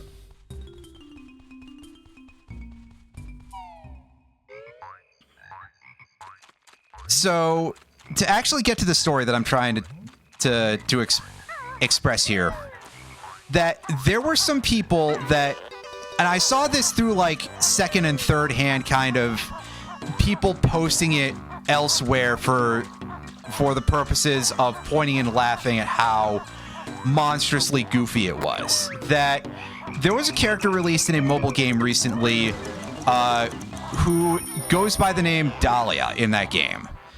Not to be confused with Dahlia Hawthorne from Phoenix Wright. This character was from one of the Hoyoverse games, so of course you're definitely attracting a bunch of 14-year-olds with your fandom there. But there were people who were getting, like, really, and it was a very small number of people. It's not like it was a massive movement or anything, but there were a couple of people who were like, oh, referencing, what in the Jesus, oh, it's getting mad at the word Hitler. I'm not surprised, but that's automod for you. I think I have it pretty low, so that probably is, like, universe level. But, obviously, I don't care, and we're having, like, a real discussion here. It's not me calling the Dallas Cowboys the Dallas Hitlers or something, like I did in that one Brysol stream. Anyway, so, yeah, so this character was named Dahlia, or perhaps the Dahlia, but that's just the name of the unit as opposed to the character name. Obviously, there was no definite article. And by obviously, I mean it's not obvious, but there were a bunch of people who were like very, very aggrieved about like, that's a reference to the Black Dahlia. That's a real silly serial killer. And it's like, shut the fuck up. I got a little bit heated there. I apologize, but I am playing it up slightly. So that didn't affect your life. I apologize, but statistically speaking, it did not affect your life. So you're out here feigning aggrievement because you're addicted to anger. And I understand. I'm addicted to anger too, apparently. Or I sure act like it sometimes, but good God. People these days. Just, we gotta do something culturally. If we have to change anything about the whole of like our culture, because obviously people, you know, looked at the state of the world, and no surprise, people kind of agree that there's some sort of cultural rot. And I don't necessarily disagree, but I think the very specific thing we've got to do in that category is we have got to do something about the fucking anger addicts. I mean, I think a good way to do it would be like outlaw Twitter and shit, but and Blue Sky too. As much as I use some of these things to communicate with actual human beings that I have no sense of communication with otherwise, as opposed to the weird gnomes who live inside of my computer, which is basically what you ought to regard anyone else with. Yeah, in this way, and I'm sure that maybe somebody would get up me a little bit for being like, oh, well, let me just say this. To anyone who has any complaint about the thing that I'm saying about Lears and any of his, you don't know who he is. So cram a sock in it. But in particular, it makes me think a little bit in this sort of like, not necessarily as powerful of a way, but Mel Brooks, you know, we all know who Mel Brooks is, right? Mel Brooks at one point stated that he wanted to make it his life's mission to make Hitler such a joke that nobody would ever follow his ideals. And obviously that hasn't worked out very well, but it's a pretty respectable, noble goal. So if you look around, there's footage out there where, for example, Mel Brooks showed up on a late show of some kind where he was doing a bit where he was pretending to be Hitler and performing a rap. And I'm sure that there's people out there who, not understanding any of this, would be like, oh, well, that's really not funny. But also, first of all, they're wrong. And second of all, you know, get the whole context here. And I sort of view the thing as being like inside of this area of, we laugh at the bad people in order to reduce the power that they have over the world. That, okay, we can't stop people from becoming Nazis, but we can go and laugh at the, you know, the architects of fascist ideology, and we can be like, that's loser shit through, you know, through the medium of comedy. And that if you follow those ideas, that makes you a loser too. Also, yeah, we did so much better with this than we did, than I ever did this on the N64, because we can actually dial in the camera a little bit better, and also having it on a stick, it definitely, it reduces exactly how turn-based this turn-based platformer is.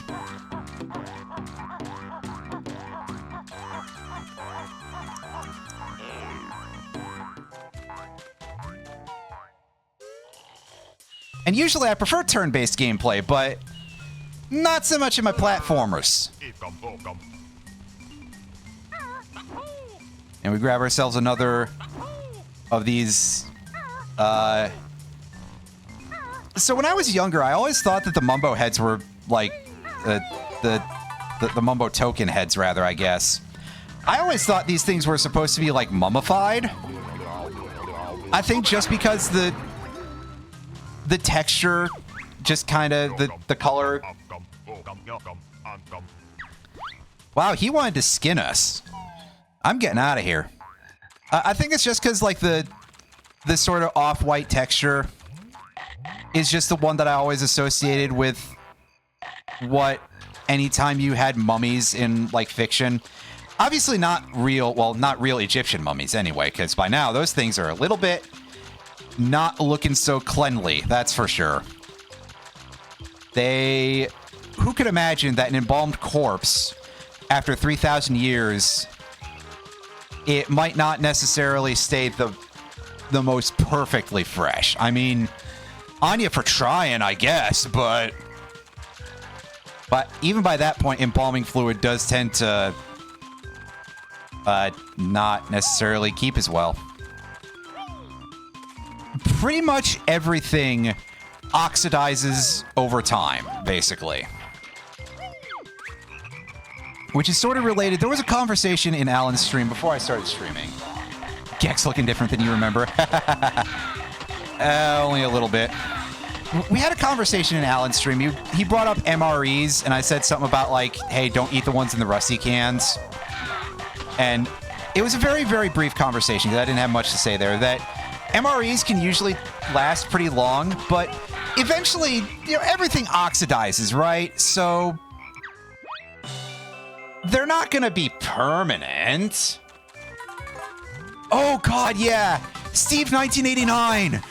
I used to watch him fucking forever ago. I haven't watched him in a while, but I should go dig into some of his stuff. That was always, like, wild stuff. Actually, no shit. There was one that he showed off that it was in, like, this metal, like, almost, like, slipcover thing. It was this, I want to say, 60s German ration, and it had some chocolate bars and stuff in it, and it was... And, like, the part of the casing slid out, and I was like, that's so cool!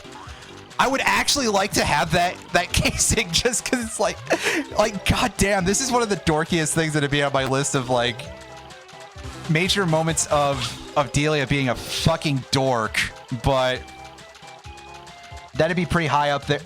That's a good question, Irene. I don't know how easy or not it is to do, like, model substitution or mods for the recomp period. Surely it must be easier than doing ROM hacking, but, you know, don't ask me. Anywho, I'm going to take a couple of rounds here at the Mr. Vile minigame, and at bare minimum, I at least want to do this so that way I can show off to any of the probably 0 people in the chat who have never seen this game, or certainly not this part of it, who might be like, well, why did you rage quit this game? Are you just bad at video games? No, there's a reason why I had an epic crash out over this fucking thing. Because Mr. Vile is Mr. Vile, much like the other Vile from Mega Man X, he's got a big butthole. Wait, what? That's another Plastic Alan joke. I apologize. What a weird thing to say otherwise. With or without context, that's very strange. So, alright.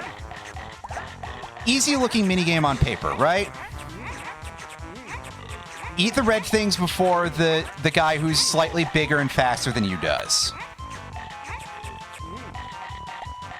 And you're quote-unquote on even ground, except for the part where the RNG for where these things appear hates you, and often cutting him off is very, very hard, which is a big part of it. And you can see he turns on a dime. This guy's controlling like his game was released in 2020. Meanwhile, I'm out here handling like I'm on something from 1994. Which, for all I know, that's when Rareware made the engine for this game, and then they didn't update it at any point afterward. Oh god, get the tomato, get the tomato, get the tomato. Get it! Whoo! That is tighter than a thing that's really tight. You only win easy game. Now we play harder game. Eat reds, avoid yellow grumblies. They not ripe. I mean, okay, if you say so. So, literally anytime you see any streamer play this game, it's this part. It's because this part sucks. That's why. This is like a huge just prison sentence. I don't know what to tell you past that.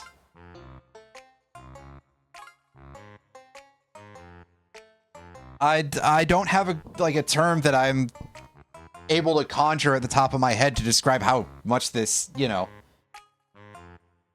It's like if you're a dog and you go out somewhere in Minnesota right now. Actually, that joke might be a little bit far. I apologize.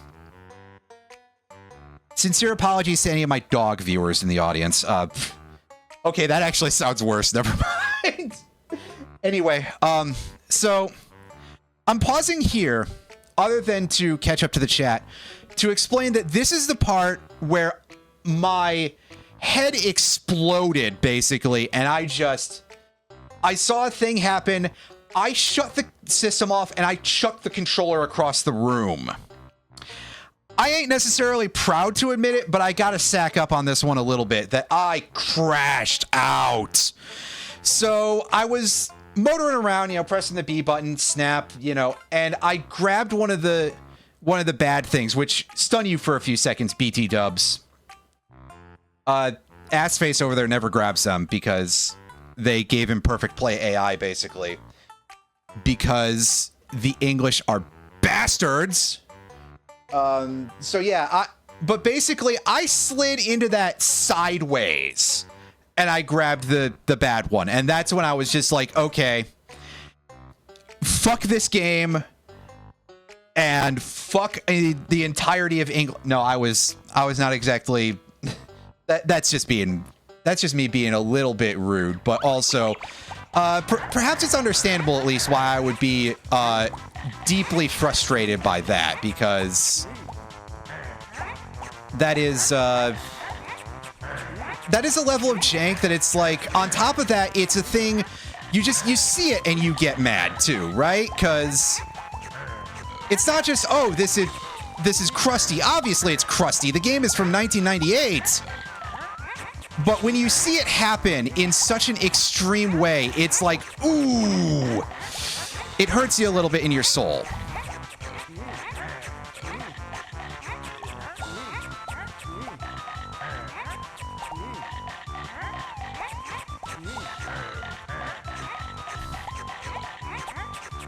That withered old piece of black obsidian in the depths of my spiritual something or other had a bad, not great time. Bah, lucky Greenie wins. Must play last game. Only eat what is shown at top of screen. Ready? Suck my oh, sorry. Wrong one. But, yeah, so this is the next one. The game swaps back and forth between which is the good and which is the bad. You will get screwed by this, is all I can say. And yeah, the guy is a huge asshole.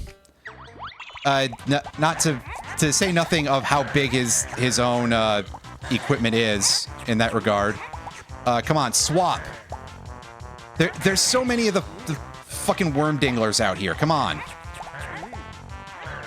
And yeah, when you eat a bad one, you get stunned like that. And you see that? It swapped while I was in the middle of eating. So I got like turbo fucked here.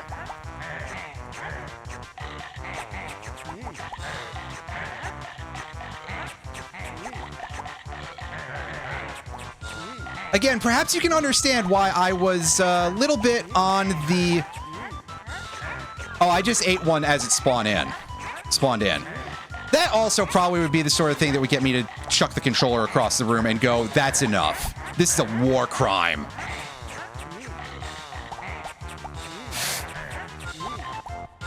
Holy crap, we did it in one! That will never happen again in the history of me or any other video gamer. I am God. Okay, I should probably dial it back a little bit. I'm also screaming my fool head off here. Unsurprisingly, I'm getting a little bit raw in the throat. I'm going to stand up and go get a glass of water. Plus, there's at least one person in this house who may or may not be asleep. Like I said, I should probably ease off a little bit here, but also I think I have at least earned a little bit of time to, you know, I was about to say metaphorically whip my dick out, but even that's not necessarily very funny. Anyway, Delusions of Godhood, news at 11. Yeah, usually it's one of the, like, not cool gods or something. It's like, I don't know, is there a good example of a god who just, like, constantly gets, like, kicked in the pants in mythology?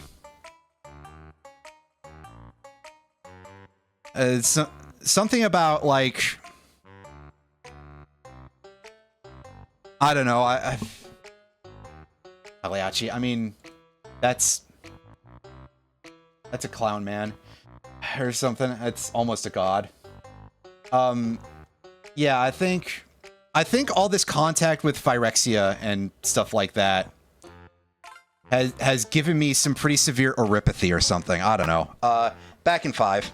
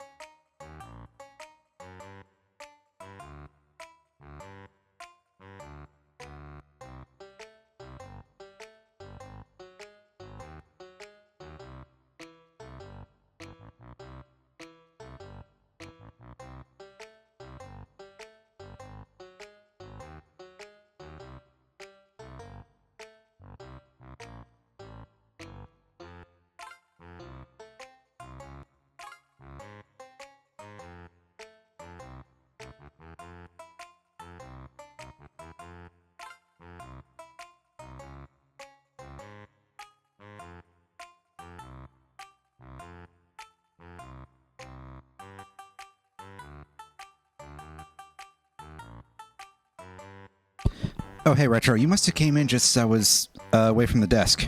Sorry, I got up to refill my water bottle. I also grabbed a cookie. I think I earned it after I I beat the Mr. Vile minigame in one go with no running shoes. But yeah, Rusty Bucket Bay is in this game, and it's horrible, but I don't have to think about that. I know, Tav, I'm a lazy... You know what? Here, hold up. I think I can give you a little bit. And we can just sit on this screen for a minute or two while I take a sip of water, because, yeah.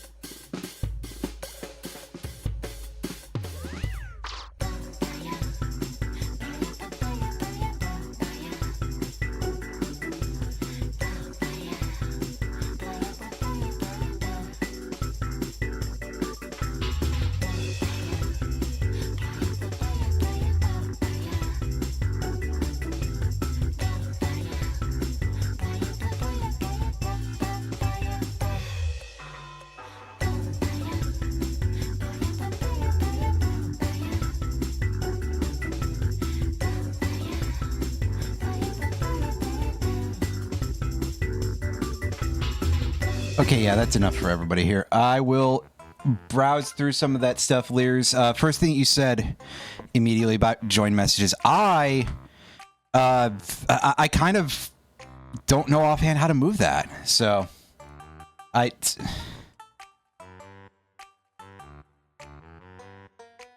drinks an entire barrel of water. I mean, I would, wouldn't I?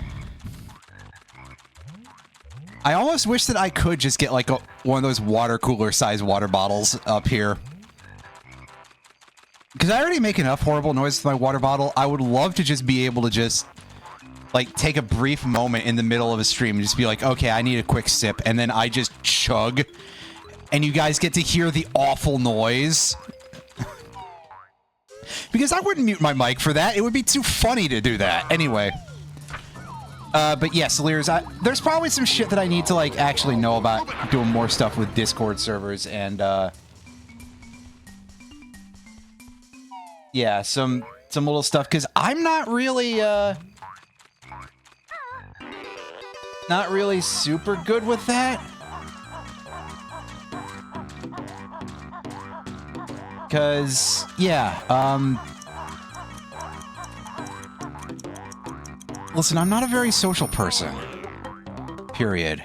The newest sound alert, I mean...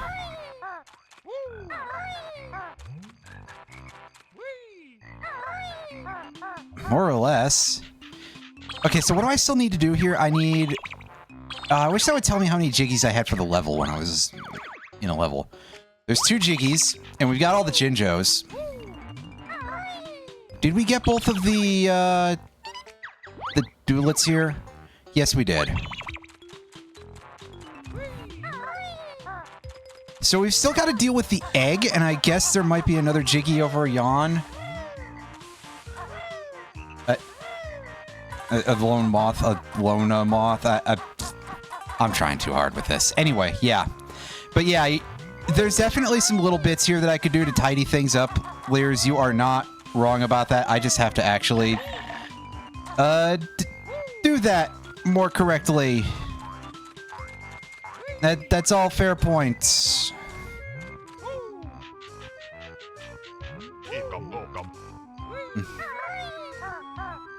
Okay, so we've got 5 of those things here. Hey. Is that just a much smaller hitbox than it looks like? That broke way faster than I thought it would for that part. And then this one, you need some actual firepower.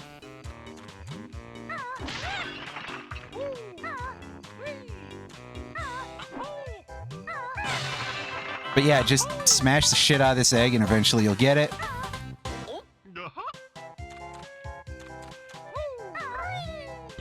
Wait, did we get all 5 Croctus? There may not even be 5 Croctus. It might be more than that. But I think we missed at least one of those.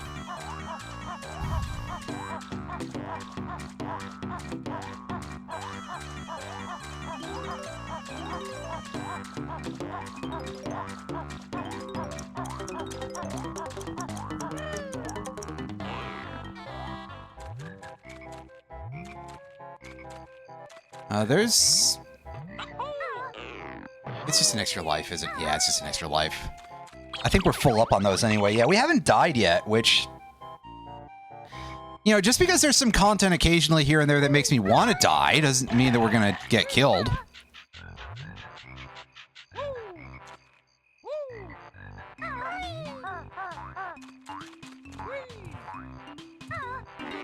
And unfortunately, the upper limit on lives is 9. So I can hear Roundy gnashing his teeth in the distance.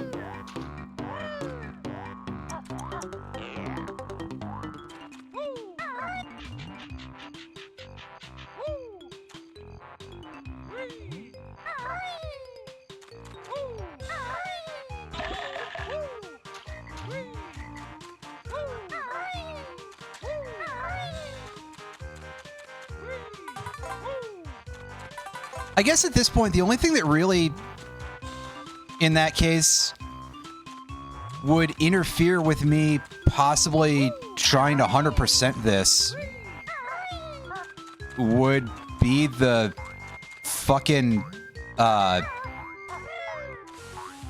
boggy race. I couldn't remember what the guy's name was.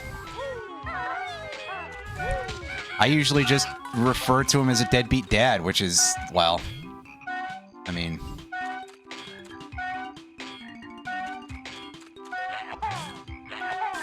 Yeah, the main thing that would interfere with me 100%ing this would be second worst guy, basically.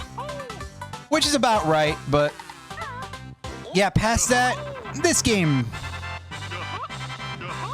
is... I'd say this game is for babies, but it is aimed at a young target audience, so... Maybe that's not a fair thing to say. Well, okay. Slightly unfair. Because obviously it's not aimed at literal babies. It's not, you know...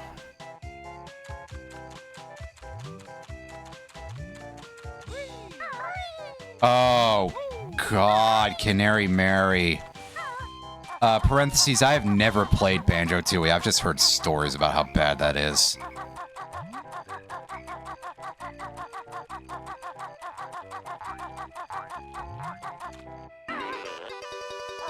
But honestly, if it's a race in a Rareware game, it sucks ass. I mean, that kind of is a thing that just goes without saying.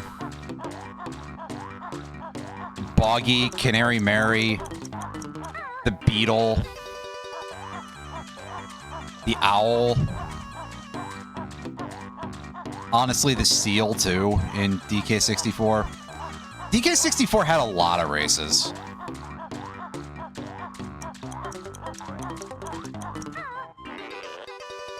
And they all kind of pissed you off a little bit here and there. I mean, Diddy Kong Racing. I'm not a big fan of racing games, period, and therefore I'm not a good person to ask about racing games, but... I seem to remember that it was okay, but it definitely wasn't on the level that a lot of other people were, you know... saying it was. I don't know that Diddy Kong Racing is an essential game, really. Which might be a little bit mean. It's because I want my money back for... what do I want my money back for? I just want my money back. You've never thought so either, Roundy?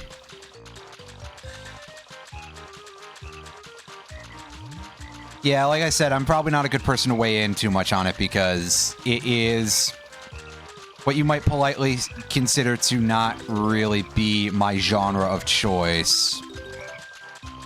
But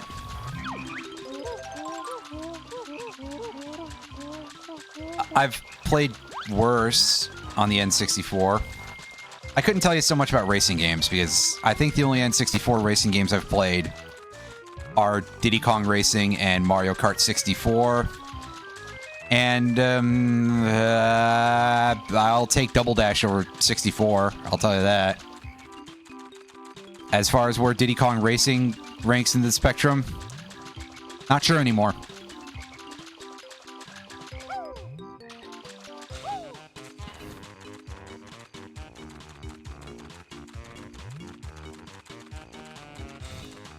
I mean, Mario Kart 64 is alright. I'm not gonna say that Mario Kart 64 is bad. I wouldn't go that far. I'm not a complete monster. But I certainly favor other games over it. And yeah, Roundy, you have definitely... Well, to be fair, Alan did stream a little bit of this very recently, so you got to say some stuff recently about it too, and you know, in 2 channels. So here we are.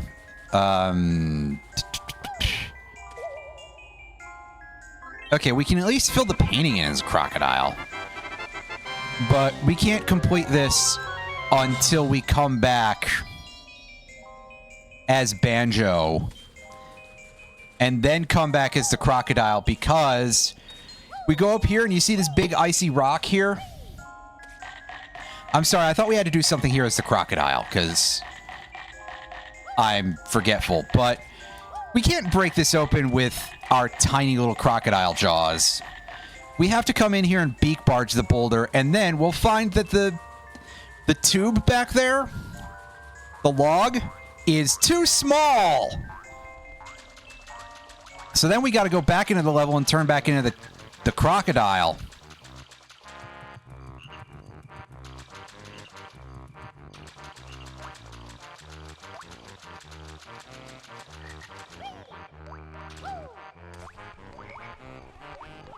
Classic 3D platformer design of the late 90s, everybody.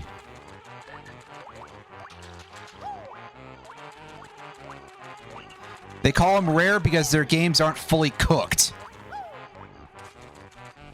That might be going a little too far. On the other hand, maybe I am trying to start a land war somewhere. So that'd be the way to do it, I guess, is to say shit like that.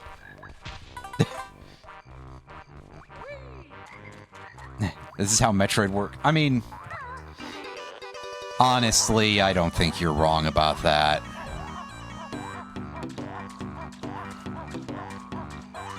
But I like the Metroid games because Metroid sat out 3D until the early 2000s, by which point 3D navigation worked a lot better.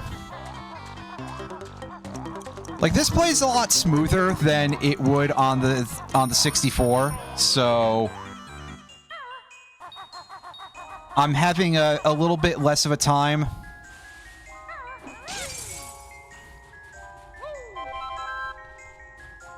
But we've seen some weird crust in some of the other 3D platformers we've played recently from the night. Well, I guess we literally only played one recently, didn't we? And part of that was also induced by the fact that my controller didn't charge overnight the time before. So, big oopsie there. Anyway.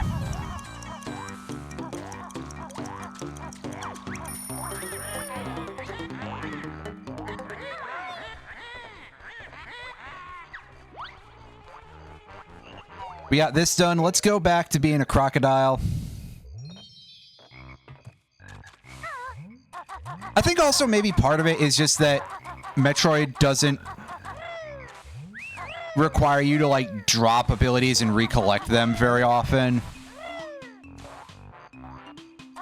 Unless you're in such a situation where the game is like, by the way, you're only allowed to have 5 missiles and you need to open all these red doors. And then walk back to the missile station. Which, so far, I don't think any of the Metroid games have been that severe.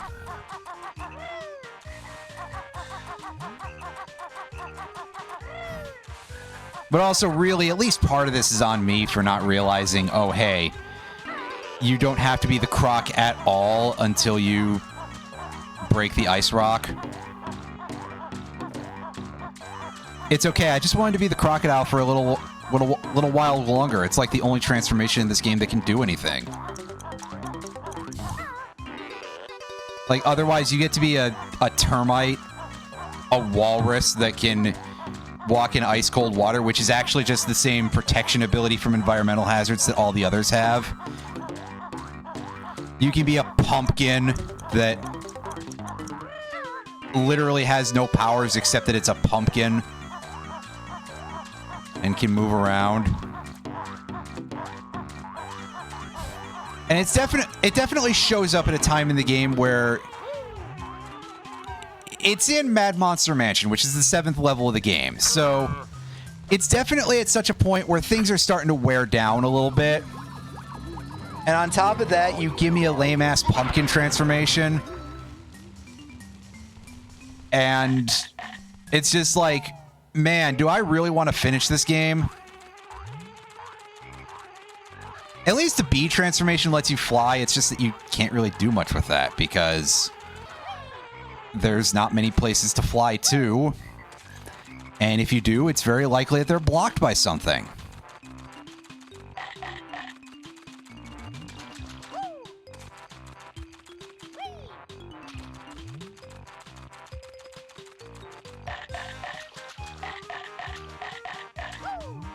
Anyway, let's get ourselves out of here.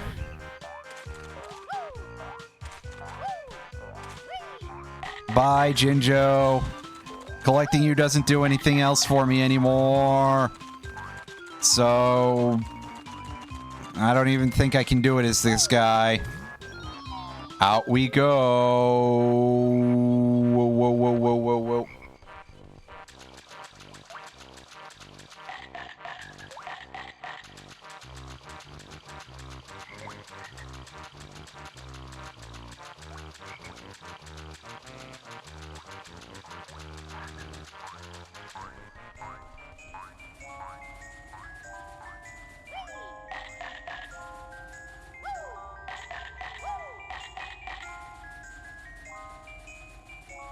Whoop.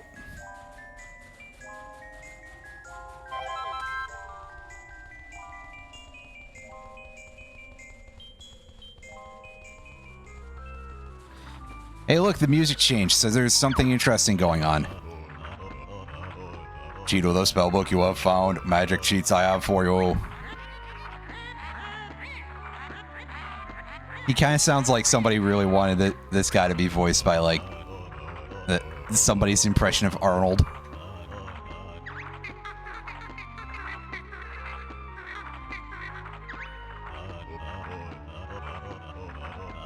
Oh, Cheeto's got memory issues, I see. Enter blue eggs on the sandcastle floor in Treasure Trove Cove.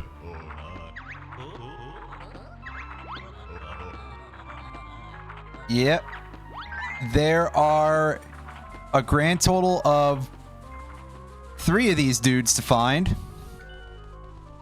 And they will give you double capacity for each of your 3 major types of consumable.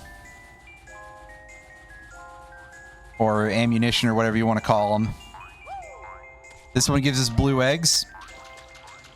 Which is funny, I thought from that sheet for sure it would be giving us gold feathers.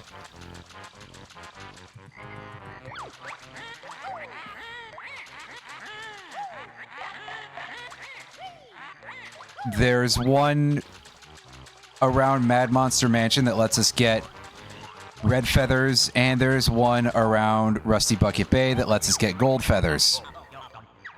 The reason for it is that this skull-headed guy who, Mumbo the Shaman, which, yes, obviously very racially insensitive, but what else is new? But yeah, that dude allows us to turn into various critters because of he uses magic on us. And for some reason, these things help. It's terrifying. Yeah, exactly. It's like, yeah. Wow, you mean to tell me that they made this guy who collects, like, they kind of look like shrunken heads a little bit, and he is slightly voodoo flavored with no real understanding of anything from that section of the world. And he's named Mumbo. His full name is Mumbo Jumbo. And he's got a skull for a head, and he's called a shaman, which I've very recently learned that the term shaman is also kind of a... refers to a fairly specific thing, but it is often used as, like, a generic term for, like, the sort of folksy... witch doctor would also be an incorrect term in this case, because that's also, like, a fairly specific thing.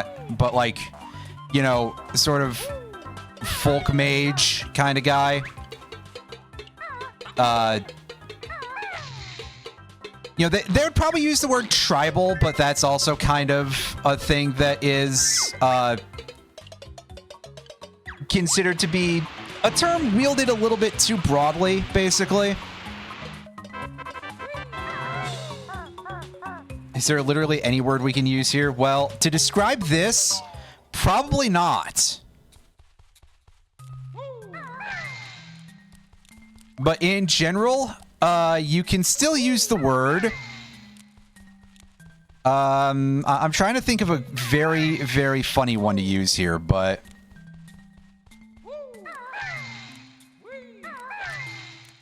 I admit that that is coming up a little bit dry of what I can do for a gag.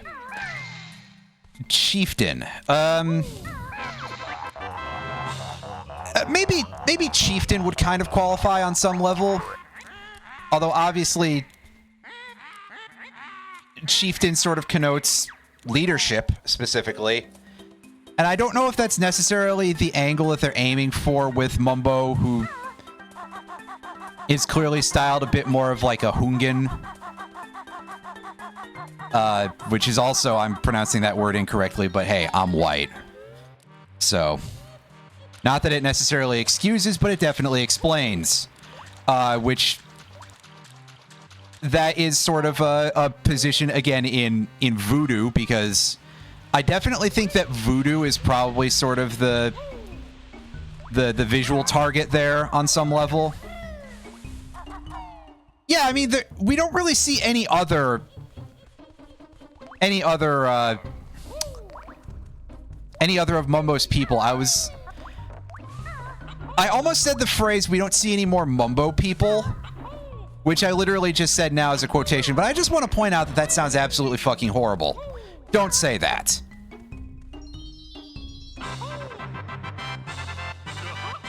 However, I'm white. It doesn't excuse, but it certainly explain. Wow, look at me recycling bits already.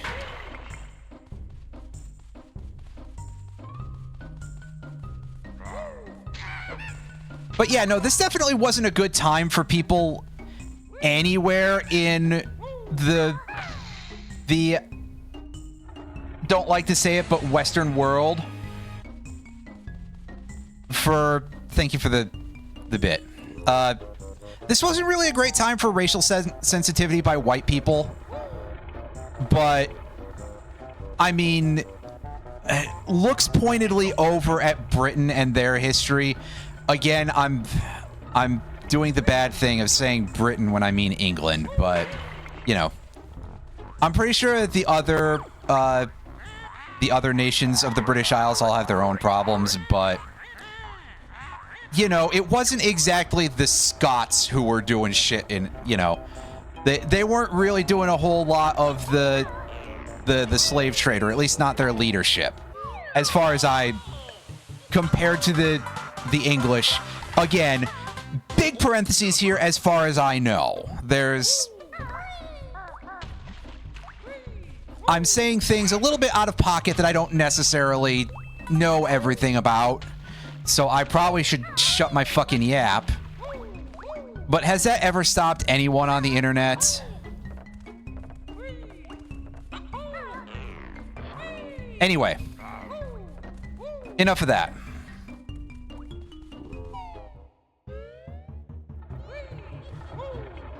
Yeah, basically the short version of it is that I didn't think about it when I was a kid, but yeah, Mumbo is definitely on the not great side of anything to do with racial representation.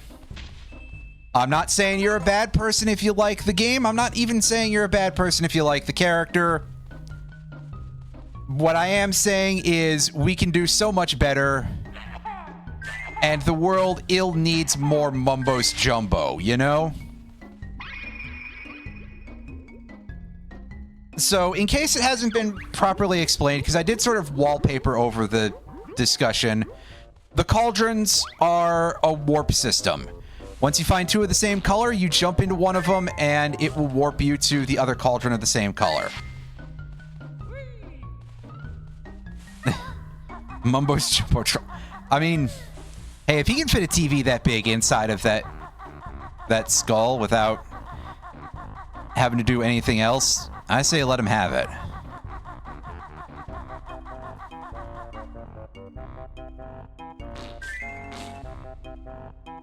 But no, in this case, I pronounce it as Mumbo's Jumbo to be the plural of Mumbo and his full name in this case, because I want to underscore the fact that it's kind of racist.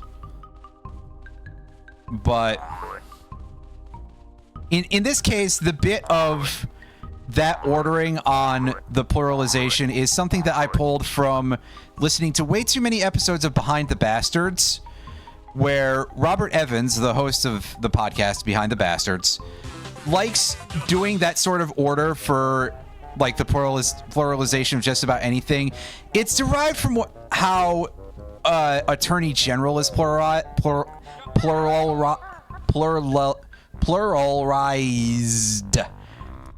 Made plural. There we go. Fuck it.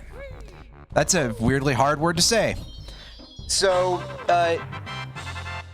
because Attorney General is changed to Attorneys General, he does a whole bit where, like, anytime he should be saying, like, if he should be referring to multiple kings named Richard, he will say King's Richard, for example, as opposed to King Richards, which is probably what the average person would say.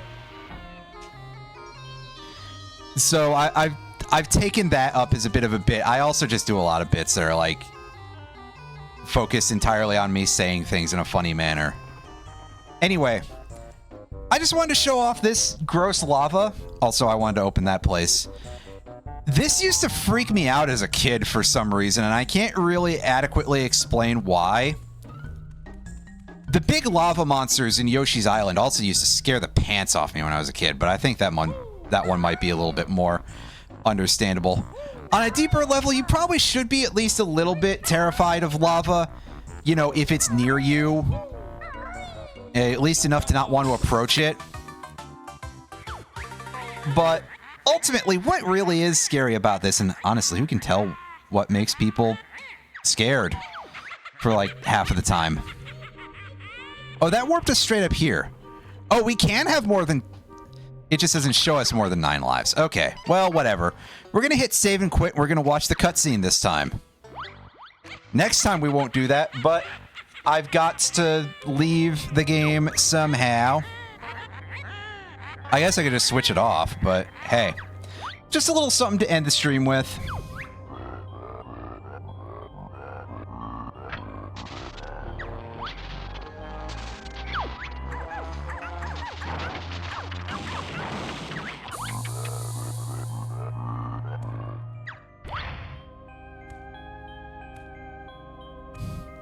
And yeah, so Gruntilda stole Tootie's good, you know, stole the good looks from a literal child.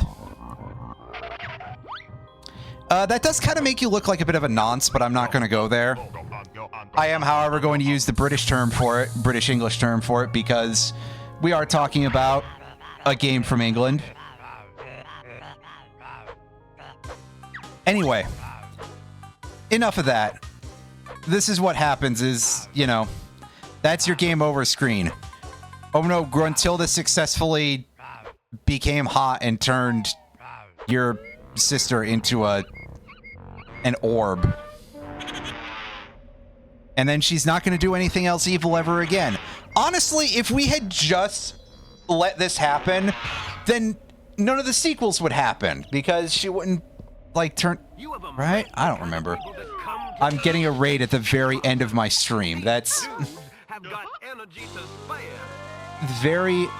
I appreciate it very strongly, Giant Jigglypuff 3, but... I mean, 5 more hours... That is a lot of hours, but thank you very much for the raid, though. I apologize. I do need to head off.